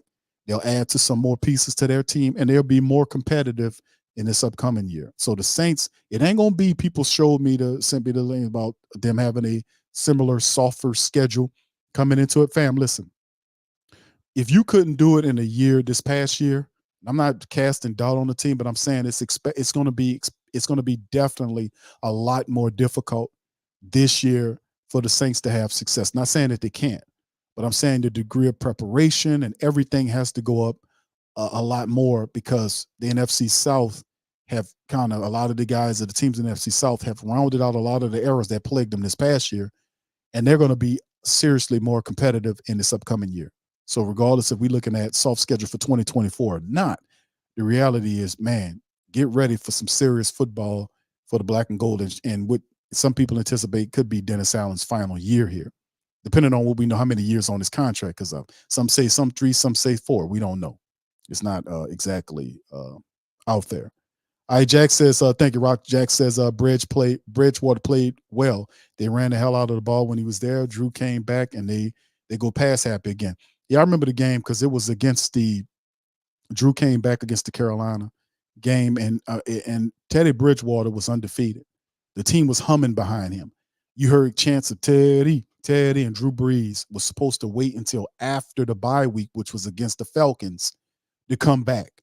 And Drew Brees pushed his way into that matchup against the Cardinals. And they beat the Cardinals, went into the bye, and then lost to Atlanta on the other side of the bye. They just was garbage that game. Wasn't prepared to play. Now I had Drew because Bridgewater would beat Carolina. If Drew would have did what he was supposed to do, which was wait until after the bye week to play Atlanta, then we would have more than likely beat Atlanta because Drew wouldn't have let us lose on his first game back after Teddy Bridgewater had all those wins. You see? So I remember all that, man. Very strange. But yeah, it's we diehards over here, you know. T. Scott says, Q, why is Lattimore hurt every year now? Didn't the Saints hire injury coach or something? Well, he got hurt, bro. Like I said this, I spoke about this early on in the show. He got hurt off a freak issue. Remember, he was running out there, I think he was trying to make a tackle, or he was going in the area to make a tackle. And somebody rolled up on him, like a guy fell down and rolled up on his foot. You know, so it was kind of a freak thing where, you know, he just gets hurt. No, you know, he was running across the field, guy rolled up on him, and he just kind of hobbled off. of the field.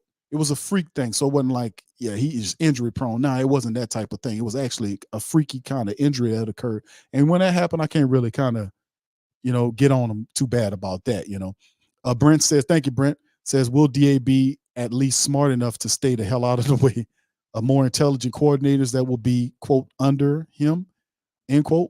Who that? Thank you, bro. Appreciate you, Brent, for that, man. Appreciate that, bro. As always. Thank you. Far too kind. And come on, man. Hey, bro, come on now, dog. Come on, man. Come on, man. Appreciate it, Brent. But yeah, bro, I think he'll stay out of the way. He did that with Pete Carmichael. The problem is, to a degree, is Dennis Allen stays out of the way a little too much. He doesn't know. It's weird because you want a head coach to be involved even though he's a defensive guy, he trusts a guy to run the offensive side of the ball. But if it's failing over there, you got to know how to step in and make changes and, kind of put a little pressure on him to change things around. He didn't do that. He just let him fail. And I just found that real weird because even the media was like, are you guys going to make changes? Like, yeah, we're going to make a change after a blowout loss or whatever it was. Yeah, we're going to be some changes. And the changes never came.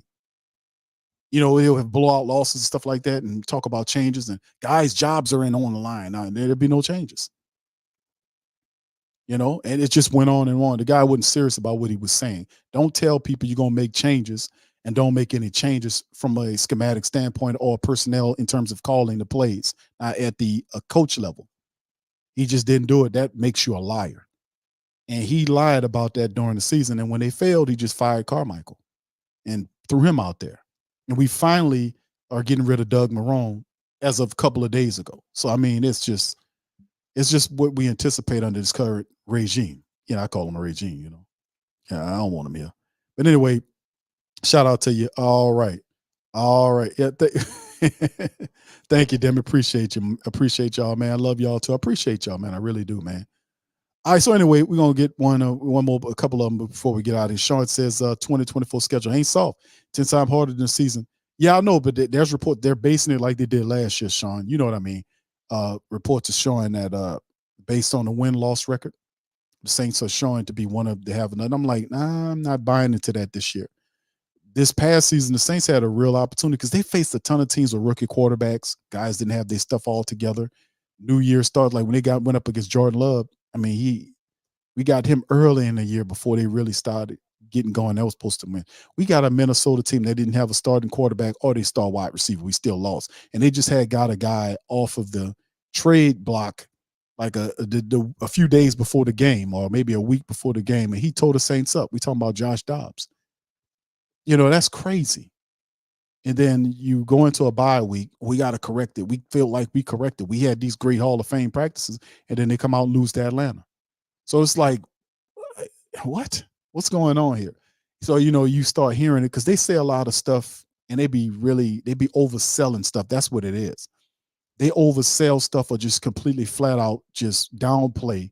I don't like that. I don't like the overselling. I don't like the downplaying of issues for the team that need to be addressed. If we don't fix them, it's going to contribute to the team losing. And I don't like that. I don't like a guy coming out saying we're going to make changes and he don't make no changes. He don't make any change at all. And that's what they were asking about. Changes at the offensive coordinator position during the season, and they never happened. The offense struggled week after week after month after month. And finally, the last month of games, they done something. But guess what? You had lost too much for it to get going. And even though you have those fantastic stats, where were they at in the Rams game? We needed that Rams game. Where was his fantastic play at in a matchup against the Rams on Thursday night? Where was his play at then? Him being Derek Carr. What was his play at? We needed that Rams win against we need that Rams win. Where was that at? It's crazy, but Liddell says, Q, you okay. Okay, thank you, man. Appreciate you. I got you, man. Appreciate you. 3 genuine, unbiased sports journalists. All the rest of them are bunk. All right, thank you, Liddell. Appreciate you. Yeah, shout out to Lex, man. Lex is our contributor on the Pelican Post Game Report. Lex is true blue. She is a talented, intelligent person. She's awesome, man. And she be calling that stuff too, and she got background in a lot of that. She's a referee, she coaches the game in middle schoolers, and she loves basketball. You could tell.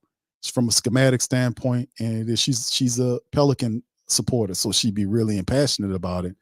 So when she talks about stuff, she talks about it from a coach's level because she's done that, and referee level, she talk about it because she had some experience with that. So very talented. So shout out to my girl Lex. She doing her thing, man, and she just be dropping some science. All right. Anyway. All right. Yeah, we got a lot of. Well, you're not gonna see me in another Falcon shirt again because I ain't betting no more. I had to take that shit out and threw it out somewhere. I don't know where I put it at. I'm not. Y'all ain't gonna ever see me in the sea. That's what you get for being a diehard supporter of your team. You see? And then for the rest of the year, you got to deal with the Falcon people posting up pictures of, because you dared to support your team and say that they were going to win, and then they go out there and lose and stank it up. You dared to. I'm like, oh, never again. Never again on this current regime. I'm not doing it ever again. All right. Shout out. Reggie says, say a prayer for Saints OG Jerry. Who that? All right. For Jerry? OG, what's wrong with Jerry, man? Jerry's all right, huh? I see him. They say he just got out of church. All right. I think I threw that shirt away. I don't know where that shirt was, bro. It just disappeared. I think my son might have thrown it away. He's seeing it somewhere. He's like, yeah, what you doing with this? And after that, it disappeared. I didn't even say, you know what, throw that away. I don't even see it anymore. I don't know where it is. I know he ain't wearing it. He know now he ain't wearing it. Yeah, I don't know where that is. T says, man, I'm on my way. He says, I'm on my way. Meet me by Pee-wee's. Okay, shout out to you, brother. All right, Sean says they probably counted Carolina Atlanta's records twice. The incompetence of it all. But yeah, man, listen, man, that's going to be the end of the stream. Listen, fam, we gave updates on all these guys, man. That's going to be the end of the stream. Listen, I appreciate everybody for stopping by on this Saturday. I started at, 10:20 or something like that. So it's been like a 3-hour stream, and I don't usually do these, man. I've been kind of last week I take my little off time when I can after a long season. So I'm gonna get back on schedule this upcoming week. We'll be doing a lot of Saints stuff, a lot of boxing stuff is coming. So anyway, shout out to the fan. Appreciate y'all for being here. Please feel free to hit the like button, hit the subscribe button, and by all means, feel free to share the show on your social media feed. We represent the Who Dat Nation, the great Saint Think Tank. Like I said, fam, I don't want nobody to feel, in their feelings about the Saints or get into your feelings or be negative about the Saints coming up. Just understand and know that, this has to happen. All this stuff has to happen with Dennis Allen and Mickey Loomis. All this has to come to pass. All this has to get on out of the way. If they're right about what they're doing, we all just have to sit back and be patient and watch it all unfold. So we'll see that happen this upcoming season. And if it is if it's true, we'll get to the playoffs. If it's not, because listen, a winning season won't cut it next year. He has to get the team into the playoffs. Another 9-8 team is not going to work. We got to get this. It has to be a playoff bid. So if we think that can happen, and if Klint Kubiak comes and he helps the Saints offense goes, and he could help, but once again, it depends on how fast Carr picks it up. Carr took a long time to pick up the Saints offense where he was consistently putting things together, like how he looked in the last month worth of games. It took all of the season for him to start looking consistent like that. It really did. So how long does he take to pick up Klint's system? And what role will John Gruden play once he clears his legalities in his case after July? What role will he play in the Saints office? So a lot of stuff happening for the black and gold, man. But listen, I do like the fact that Klint Kubiak's a good call because, like I said, this is going back to the past. This is going back to the past. His father was a finalist for the head coaching job way back when. Actually, like I said before, and we covered it, Tom Benson wanted Gary Kubiak to be the head coach. The only thing that stopped it was the fact that Kubiak wanted the Saints to match the contract that the Houston Texans gave him. And Tom Benson said no. And then he picked Sean Payton to be the coach. That's how it went. It literally went that way. It wasn't Sean Payton was just so magical. They met and they were right away new. No. Didn't happen like that at all. They wanted Gary Kubiak as the head coach. And we ended up with Peyton, which was a blessing. We got a Super Bowl out of it, but that's history. That's how it happened. And it's mighty funny. After all those years, here come Klint Kubiak, Derek Kubiak's son, with his philosophy in the building, replacing Peyton's offensive philosophy. That's something else, isn't it? Coming full circle. That's one of those things we always like to. It's always good to be a person that remember history. Brent says, Big Q, don't be taking long breaks. Like Mickey. Yeah, Hey, man. bro, come on now, dog. Come on, man. Yeah, Mickey, Say man. thank you very much. Picking me up. Yes. Bringing me back to this. Yeah, shout out to you, Brent. Don't be taking long breaks like Mickey.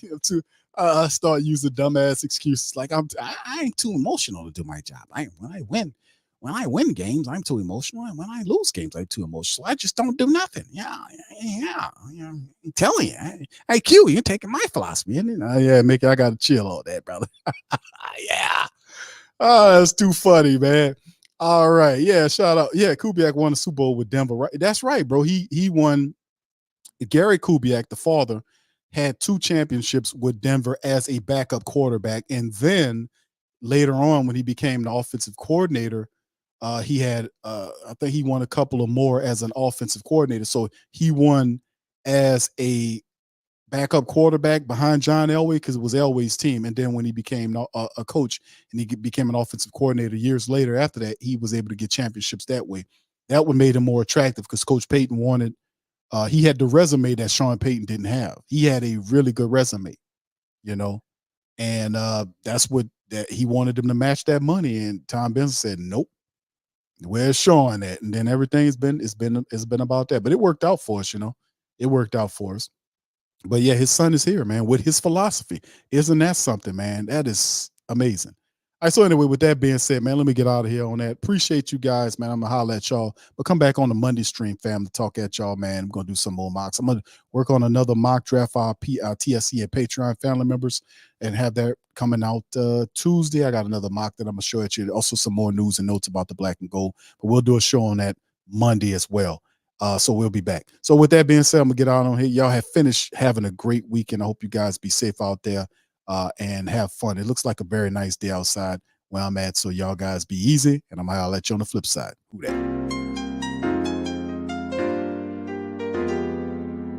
Yeah.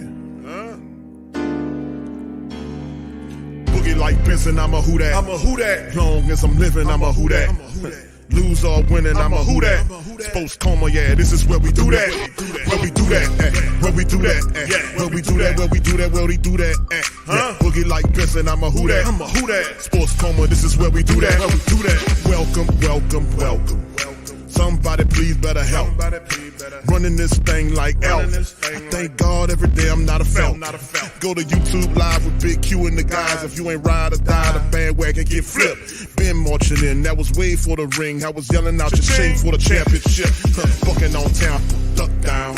Falcons pluck, get shut down. Panthers ain't much touchdown.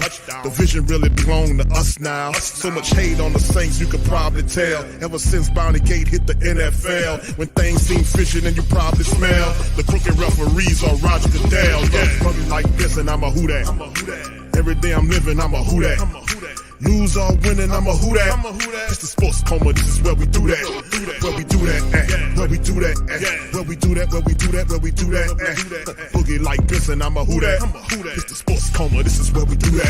You're listening to the Sports Coma with Big Q and the guys on the PRO Media Network.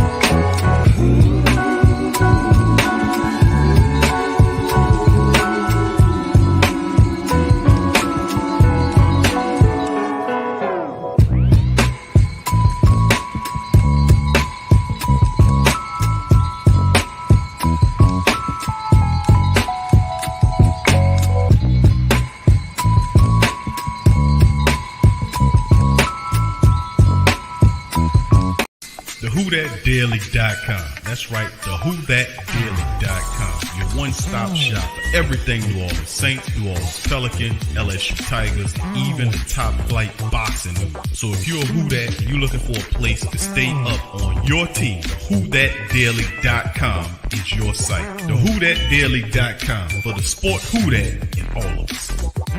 That's right, the Pro Shop is the platform store where you can go and buy all the latest merch to support the platform. Available at the Pro Shops, we have dozens of hundreds of products available for you and your family. Unisex tees for men and women, hoodies and sweatshirts, tank tops, kids and baby items, long sleeve tees, mugs, pillows, wall art, bath bedding, face masks, phone cases, stickers, bags, fanny packs, socks, hats, and many other items. Please feel free to check out the Pro Shops. The link is in the description section below. And remember, it helps the